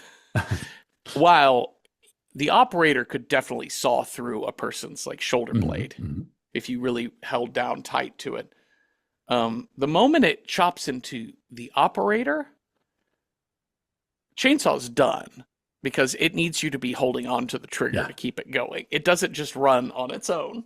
No. Any chainsaw made in the last 50 years, I would say, has I that want a chainsaw safety that'll feature. run forever. I can put it down and know it's still going when I pick it back up again. So everyone's dead except for Steve, Ken, Michael, and Anna. Yeah, but in this van. Yeah. Okay. I think it's just Ken and Steve and CJ. CJ busts out of the lead van to go help these people, but Steve has like taken a gun. He's just going to go off on his own. He just runs away, was in his character's DNA. It's dumb, but it also kind of makes sense. But he gets attacked immediately and gets turned. Immediately. So Anna, in the process of rescuing Ken, she manages to be, and I think Terry as well was on this van. Anna gets to shoot Steve in the head because at one point in time, Steve said, "Listen, if I ever turn into one of those things, I give you permission to shoot me." And she's like, "Happily." Oh, yeah. And she does. And she has to run back to his body because he's got the boat keys. So they finally get back into this van. Everybody's good. We're in the plow van. We get all the way to the pier. Again, why are we driving like this? But we drive so hard, like the van ends up almost in the water. Yeah. Like it takes out half the dock, which I was like, I don't know, in a weird way that is actually beneficial because then you're kind of covering your tracks. So that way, if you take out the thing that connects you to the zombies can't get to you. Yes.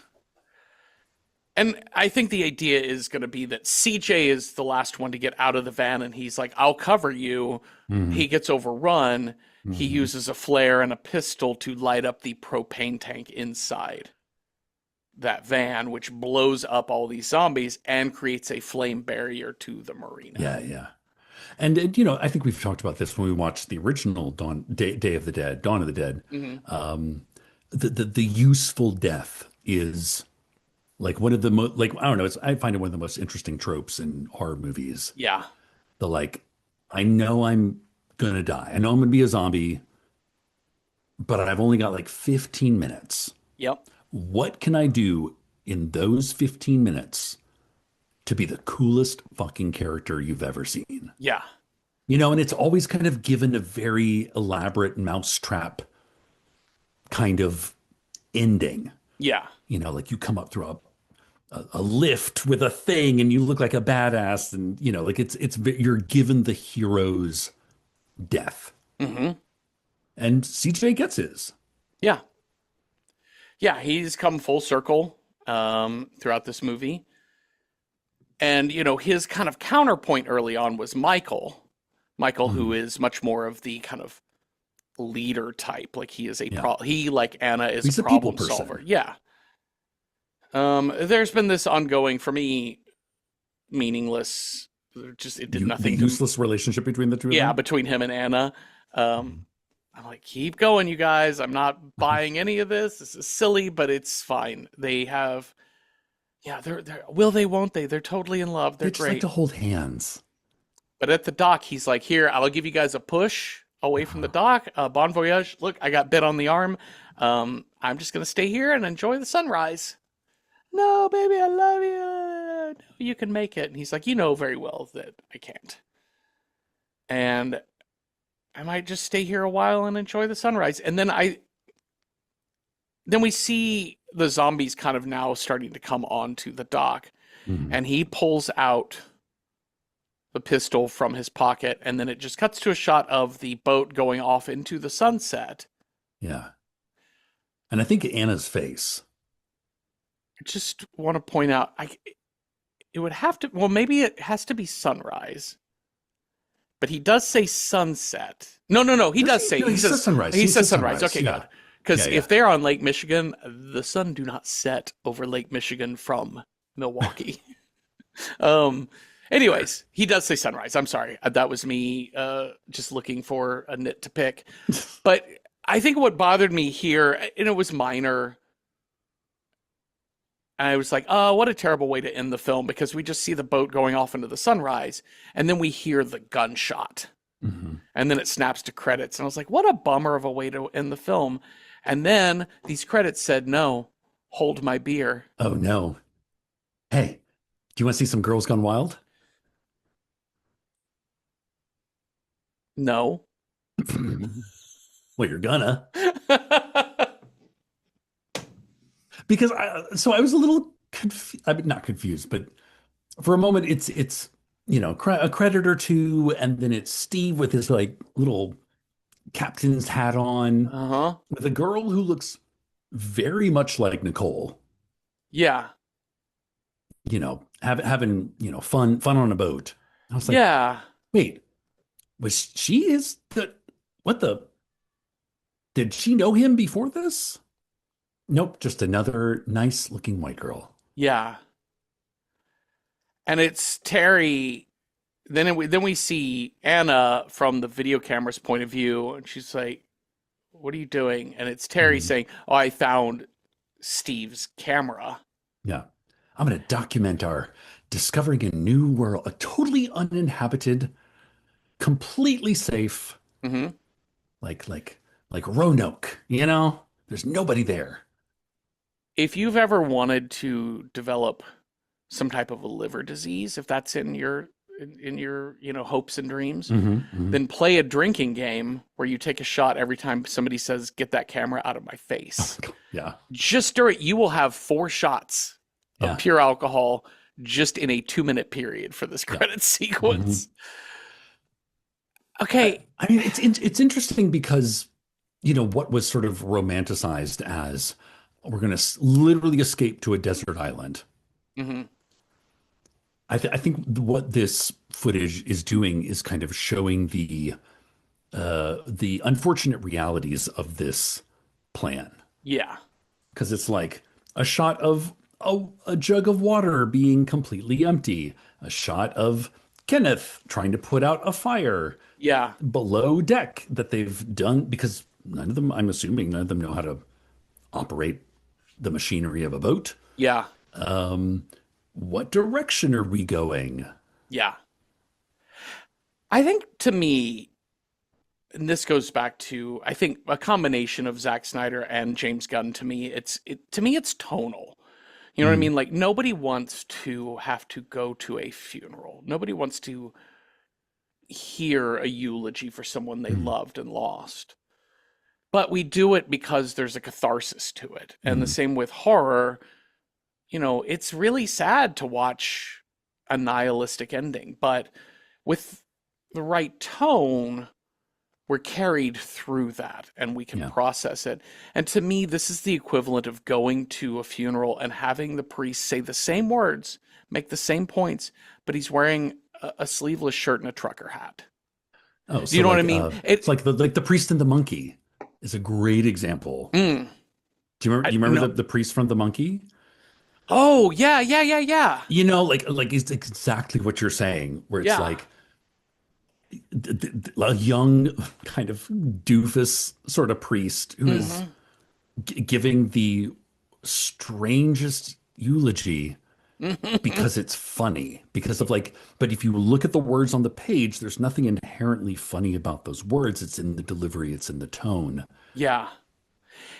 And to me, this movie is nihilistic not because it has a deep philosophy that it wants to explore about the futility of life, nor because it wants to say, that you want to make God laugh, just try making a plan, Hmm. whatever. Sure. It doesn't have any deeper philosophy other than that wouldn't it be cool Yeah, yeah, yeah, if we saw some tits and then yeah. everybody fucking dies because Hmm. that's fucking rad, man. Yeah. And it made me think of like the 20 something dude bro sitting in front of Mhm. me when I watched the movie Obsession, and he laughed in a way that made me think, oh, he likes Fight Club for the wrong reasons. Yeah, like I don't think you really understand. I mean, you visually understand what's happening in this movie, but I don't think you emotionally understand what's happening in this movie. And my problem with somebody like James Gunn is that I think he targets those people, and this Mm, closing credits sequence to me is like tonally wrong. Well, it's totally right because it's very clearly he's targeting people who don't get yeah, Fight Club. He's yeah. targeting people who think Patrick Bateman is actually a cool character. Hmm. And that to me is just silly. And it's like, we didn't need this. Thank you. But more Um, zombies, but you get more zombies. kind of, but it's such fast clips of like nothing actually happens. Like you don't And really also, get it's to like the see practical yeah, it's like the effects. dog. They pull up to the dock. The dog just goes running in. They're like, "Oh no, what's the matter with the dog? Why did the dog, what the dog doing? What's the dog doing?" And then like 50 zombies come out of the palm trees in the the Lake Superior, Lake Michigan, whatever the fuck lake it is. Wherever Oahu is located. Yes, wherever. Yes. Whichever lake um, that one's the on. Seychelles, Oh my But again, God. it's like, did you? No, Mm-mm. you didn't. Okay, okay, No. well, You know what would be the end cool, man? would be Is cool. these credits. My last note that I wrote is neat. Good Good for good you. job. Good work. That was so interesting, James. You did that. All right, the end. Shall we rate this movie? Yes, let's. All right. How approachable is Dawn of the Dead 2004 if you are horror movie squeamish? On a scale of 1 to 10, with 1 being not at all approachable, 10 being very approachable. It really just kind of depends on your tolerance for like blood and gore, like action gore. Like if you have seen a movie like Aliens and you enjoyed it and weren't too freaked out, Dawn of the Dead will be no problem for you. It is very bloody. It's not like super gory, but I don't know. I'm gonna say like 4 out of 10 chainsaws to the shoulder just because of the high volume of splatter in this Mhm. movie. Um, but I don't think it's scary so much as intense. Content warning for the I don't even know how to describe just fucking pregnant woman strapped to a bed. Yeah. Um, but yeah, a lot of like jump scares, loud noises, bloody things exploding. Yeah, 4 out of 10 for approachability. To speak nothing of approachability, Cecil, how do you rate this as a horror film? I mean, I kind of like this movie. Yeah, yeah. In that I knew as soon as the minute I hit play, just turn that brain right off. Yep, Just you turn it have right to. off. And I was like, oh, this is great. Which sometimes that's what you want. Hmm. Um, I think, like reframing this as why is this a remake? What is this trying to do as a remake? It's a really valid point. And I think it does a great job of giving 2004 what 2004 really wanted. So for that reason, I would say 7 out of 10 rings of keys that open everything in the mall. Great. That's such a great way of phrasing it. It gave 2004 what 2004 really wanted. That's a Yeah. perfect summation of this movie. Okay, well, let's figure out what movie we will watch next. You have a scare die. I have a style die. We will roll those up and see what movie matches those two things. Cecil, on your scare die, if you roll a 1, our next movie's scare is Spirits. 2, Wild Card. 3, Psycho Killer. 4, Family. 5, Vampire. Or 6, Alien. That's a 6. Alien. That has been on this list for 5 weeks. All right, we're going to take your alien roll and match it to the style that I roll. If I roll a 1, our next movie style is horror movie adjacent. 2, it's got to start with the word the. 3, horror homework, essential horror viewing. 4, it's got to be not for the squeamish. 5, it's got to be a foreign language film. Or 6, it is a rural setting. Okay, here we go. I got a 1, horror adjacent, Okay. and I can alien. There's going we to be can a definitely work lot. with this. Yeah. Um, Yeah, this is ultimately going to be a question probably of either how good a film do we want to watch, Yeah. or like how like horror adjacent do we want it to be? Okay, we wrote down a bunch, but we are also at Random Horror 9 on Letterboxd, where we keep lists of all 36 possible die rolls, and you can add to those and on those lists by leaving comments for movies we might have missed. So let me tell you about the ones we wrote down. Okay, I wrote down I think it's Claire Denis that directed this, High Life, starring Robert Pattinson. It Oh, looks I've not seen this. it looks artsy and weird. It feels Yeah. very horror adjacent. I think Hmm. it's Hmm. tonally kind of horror and creeping dread, Sure. um, but maybe a little bit more philosophical and sci-fi. Yeah. We also have another uh, tone poem of a film in Under the Skin, Listen, starring ScarJo. I think it would be a really interesting conversation.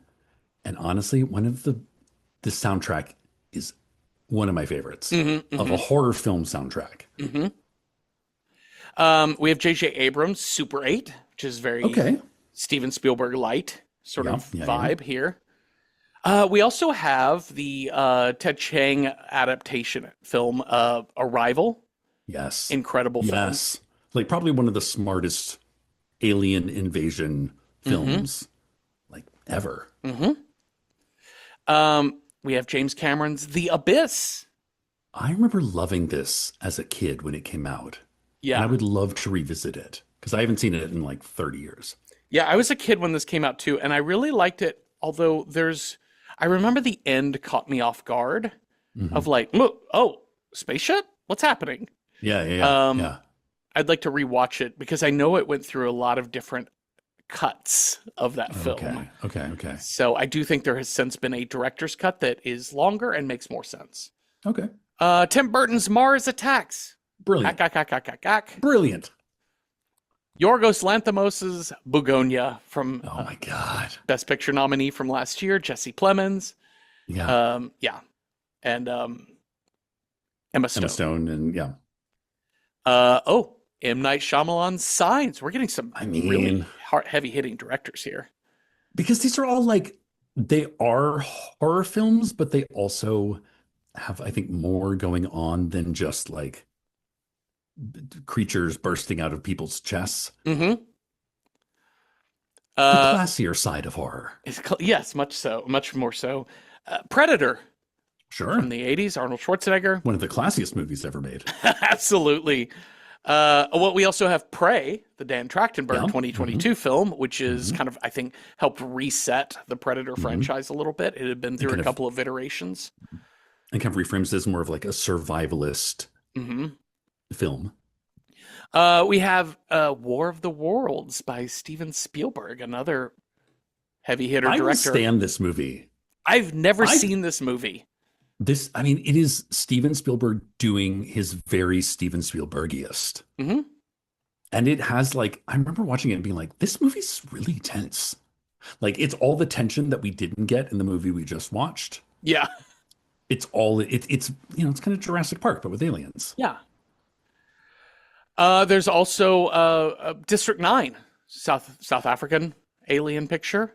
I haven't seen Incredible. this since it came out. I would love to rewatch this. Same. And finally, Stanley Kubrick's 2001: A Space Odyssey. Hey, do you want to do some acid and watch 2001? I Talk I to a think big I told space you baby? this that Talk back big in star baby? yeah, like I think it was 3 years ago. I got an itch to rewatch this movie, and I did. And I had forgotten that really like the last 15 minutes is HAL 9000. The rest of it is dancers in monkey suits throwing bones Oh, that's the around. beginning. That's the beginning bit. That's like 40 minutes. Oh yeah. Oh It's yeah. a long time. Hmm. I'm not mad about it. Hmm. It took me by surprise. In my memory, Oh yeah. there was like a cold open of monkeys. It's like 5 minutes in the beginning. Yes, yes. No. Like No. 2 or 3 minutes, maybe. And then opening sequence, there's a baby, and then this, dus sprach Yeah. Zarathustra plays, and then yeah, the middle part of it is all just what if TWA but in space, Yeah. and then the last 15 minutes is Hal is like, I'm Well, no, sorry, like Dave, I can't do what's that. what's like he says that, and then there's another 30 to 40 minutes of space lasers. That's right. Not mad at. This movie is more bonkers than you remember it if you haven't Yeah. seen it in a while and didn't watch it like religiously as a film student or what have you. And that's me. I was not a film student. I watched it once in college, was like, okay, cool. Rewatched it 20 some odd years later and was surprised how different it was. Okay, all that aside, let's talk about what people added on Letterboxd. We have so fucking Quite a many. few. So I would Quite a few. say use your I'm gonna do best some high. judgment. I'm Yeah. gonna hit some highlights here. Um, movies thrown out there like E.T., Mm-hmm. The Iron Giant. Both great. Yep. Um, sorry. Magdalene Cat recommends Space is the Place, 1974, which is the Parliament Funkadelic Afrofuturism What? film. Oh yeah, no. It's like huge in the Afrofuturism. The idea of like, I don't know, you don't want us here on this planet? Fuck it. To space we go, black people, where we Oh, will live our own paradise. yes. Bum, bum, bum. The Lost Skeleton of Cadavra, 2001. A scientist rolls up his shirt sleeves and tries to save the world from a radioactive monster, curious space aliens, an evil scientist, and crabby skeleton. Very B movie send up. So it sounds kind of, we're in the realm of satire here. Okay. Monstrum recommends Venom. We want to go comic booky. Okay. Yeah. Kelly Zine recommends the the movie that Begonia was based on, Save the Green Planet, which I've not seen and I'm really curious about it. Yeah. Camelin recommends Pitch Black, aka The Chronicles of Riddick, Pitch Black. Yeah, absolutely. Get real sci-fi with that shit. Aetherius recommends Disney's Zombies 3. Um, Hmm. zombie aliens, I guess, something like that. Sure. Aliens Uh, claim to be in town to compete in the local cheerleading competition. sure, This sure. definitely sounds, because it's from 2022, this is leaning hard into intentional camp, hmm which hmm can be a This little is going to be another rough. Anna and the Apocalypse, isn't it? Yeah, maybe so. Kamja recommends. Oh, this is a TV show. Okay, No. well, it's called The Burrows, but we're probably not going to watch that. Mm-mm. Max Bird recommends Earth Girls Are Easy, Right? which is, very a la Voyage of the Rock Aliens, as they say. Uh-huh. Space Hippie Face recommends Lost in Space, the 1998 version. Oh, yeah. Yeah, yeah, yeah. Katie recommends Repo Man, 1984, Is that which I know I've seen before. It's very like punk rock, Emilio Estevez, disaffected youth in sort of post-apocalyptic LA or whatever. But I don't remember there being aliens in it. But hey, great countercultural cinema. Yeah, yeah, yeah, yeah. Half Price Horror recommends James Cameron's Aliens, as it is a horror adjacent Mm-hmm. action movie, war Mm-hmm. movie. El Cagnir recommends Freaky Freako by the same maker of Psycho Gorman. Horror adjacent because the pranks they wait, an 80s kids movie where some sort of monster helps the kids by being disruptive. So it's okay, interesting. Yokai New recommends Evolution 2001.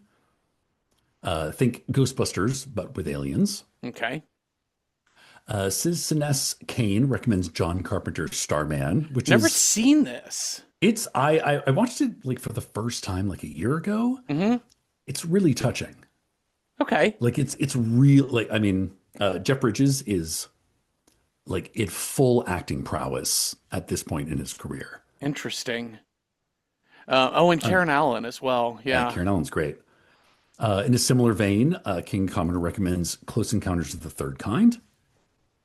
They're Hmm. saying, is it too outside horror? I don't know. Some of those, again, the intense Steven Spielberg, like this car is being attacked by lights, Yeah. is really effective. Yeah. Fifth Hammer recommends The Man Who Fell to Earth, which I know is a cult classic, and I love David Bowie. I have yet to be able to make it through this entire movie. I had a tough time making it. This was at Film Forum when I worked there, and yeah, I didn't make it all the way through. I mean, granted, I was watching from the projection booth, so it was Yeah, easy to slip out. But I think I've fallen asleep every single time. uh-huh. But Maybe a sign that maybe we should sit and watch it yeah, and be forced to talk about it maybe, and maybe change our not. minds or warn people away. Who knows? Yeah. Over Garden Wall recommends Men in Black, Oh, good call. 1997. Yeah, classic. Bum, bum, bum. Excuse me, Manic Pixie Crone Mhm. recommends Alien from LA, 1988. Swimsuit model Kathy Ireland, yeah, Yes. plays Wanda, a young woman that looks like Kathy Ireland, but wears glasses, so she's a social outcast Of course. who goes to deepest Africa to find her missing archaeologist father and falls into an underground world, kind of like Journey to the Center of the Earth, but with makeover machines where she is the alien. Spoiler, she takes off the glasses, puts on a bikini, and everyone's like, wait, you're beautiful? Manic Um, Pixie Crone, I'm like giving you an A plus for that description that is all the around. best log line I've ever read. Yep. I have a question for you, Cecil. I don't know how much you love trivia, but I'm gonna Hmm. ask you a trivia question I don't know the Hmm. answer to. It's geography. Okay. What Where, is where, where is where is deepest deepest Africa? Africa? I love I that mean, I Manic would imagine Pixie like Crow puts it in underneath quotes. Africa somewhere, Oh yeah, just like in the like in the Earth's basement. core. It's in the basement. There's no basement in Africa. Like just go to Tanzania and then go down. Do they know it's Christmas time at all? Do they? Uh, a couple of people have recommended Rocky Horror Picture Show. Ken Burt recommends Scooby Doo and the Alien Invasion. Hmm. What else? Veronica Oz recommends Battle Beyond the Sun, 1962, just says pure schlock. Um, God.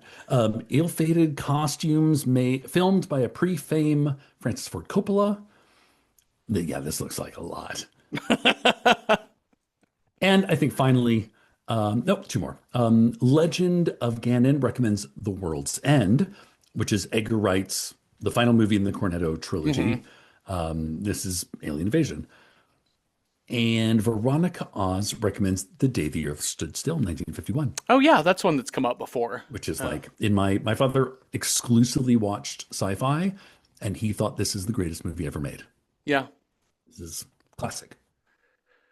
We got a So lot, Jeffrey. we We have got a so lot. many, and that we and not just a lot, but a lot of really good ones. A lot of Yeah. movies that I think um, could be important to watch. Movies that we Hmm. want to watch. I mean, do you have like one that you're like, man, I think it would be really dope to get to watch this for the show? No, because like the movies that I've seen recently that I know I love, like Arrivals, movies I haven't seen in a very long time, like Abyss, Hmm. The In Between, which is like Under the Skin. I mean, I almost feel like we could do a draft. This might be too much, Hmm. but we would do like a serious six and a Hmm. silly six, Hmm. And then flip a coin between and then oh yeah, and series. then roll to get the silly one and roll to get the serious one, and then we Flip a flip a coin coin. from there. Because you can't be putting Under the Skin in the same, like draft as like Mars Attacks Hmm. or Pitch Black or Earth Girls Are Easy. Yeah. You know, Yeah.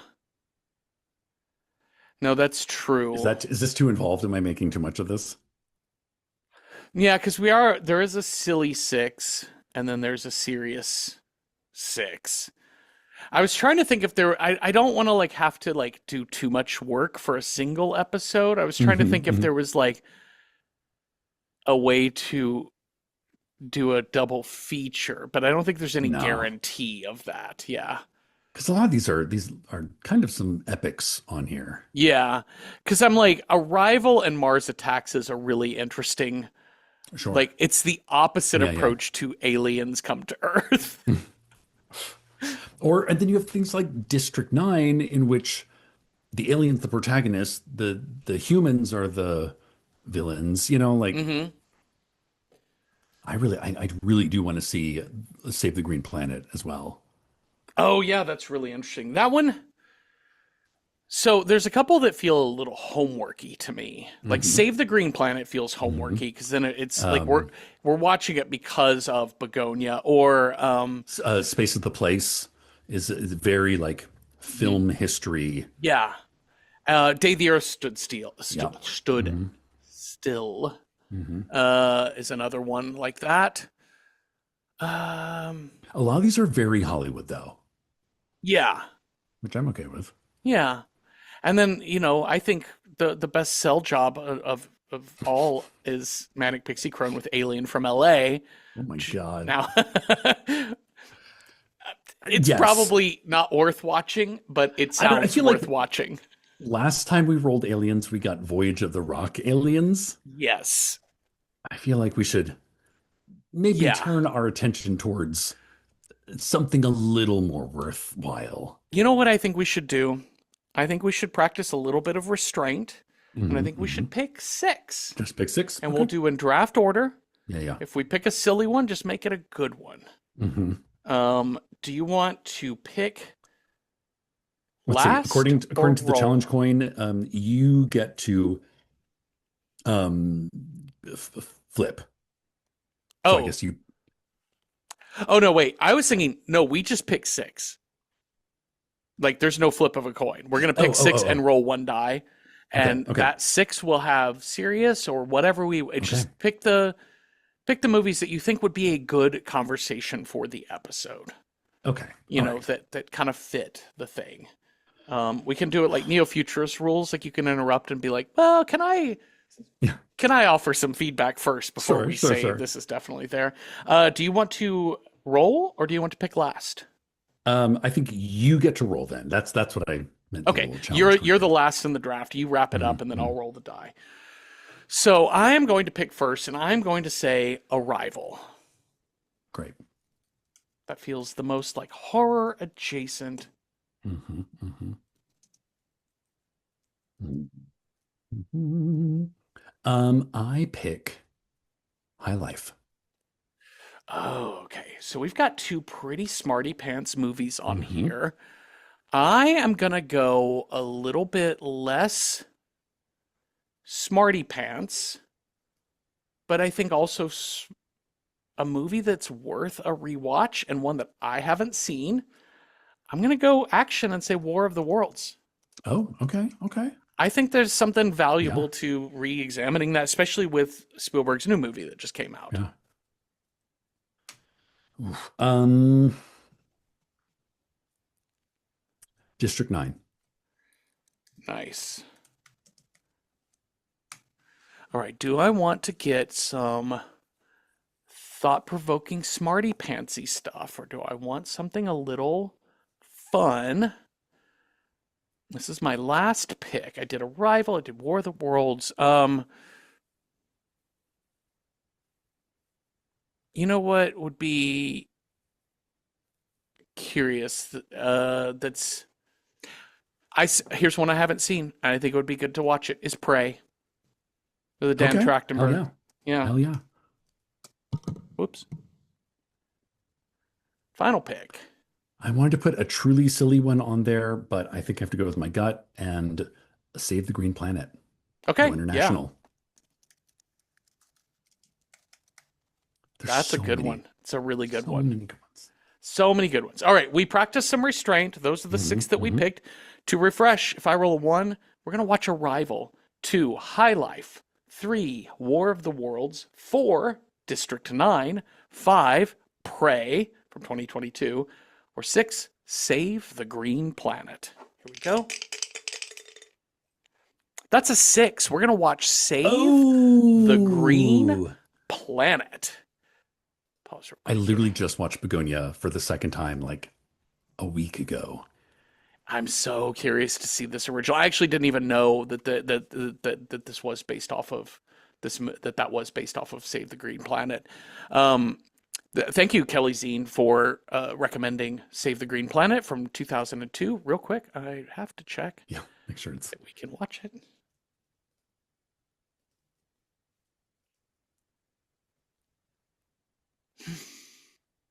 Mm-mm. Uh-oh. Uh-oh. She. Right.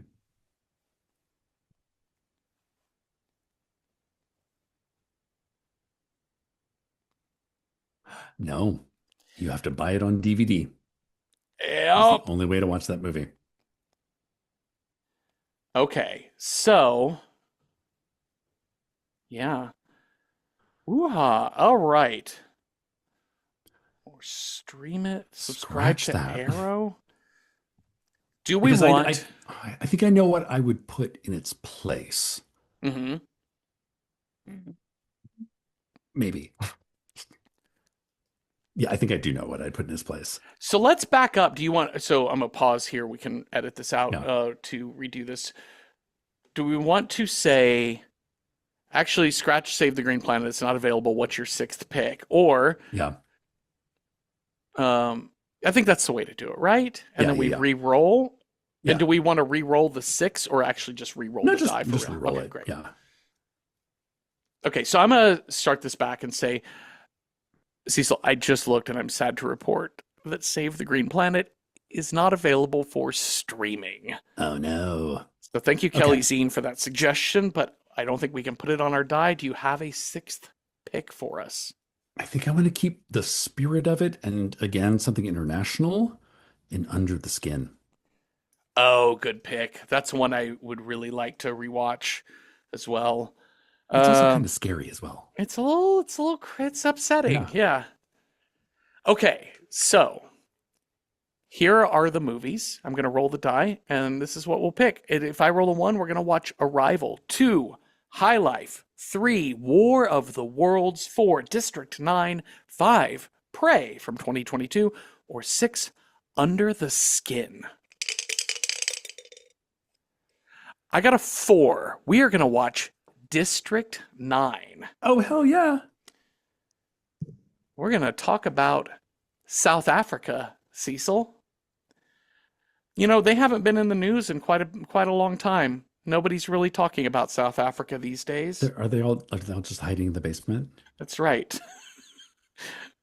District 9, Neil Blomkamp is available to Great. stream and to watch. Okay, so that's our alien horror movie adjacent film that we're going to watch. That was wonderful. Thank you all for listening. Thank you, Cecil, for talking with me. And thank you all for chiming in on Letterboxd. We got some great ones. I'm so sad that we're not getting to Alien from LA, but maybe that'll be extra credit for next week. If y'all have thoughts on Dawn of the Dead or ideas for other movies that would have been good horror adjacent alien pictures, let us know at Random Horror 9 on Blue Sky, Instagram, or on Patreon, where we have public discussion threads for every episode, and you don't have to pay to participate.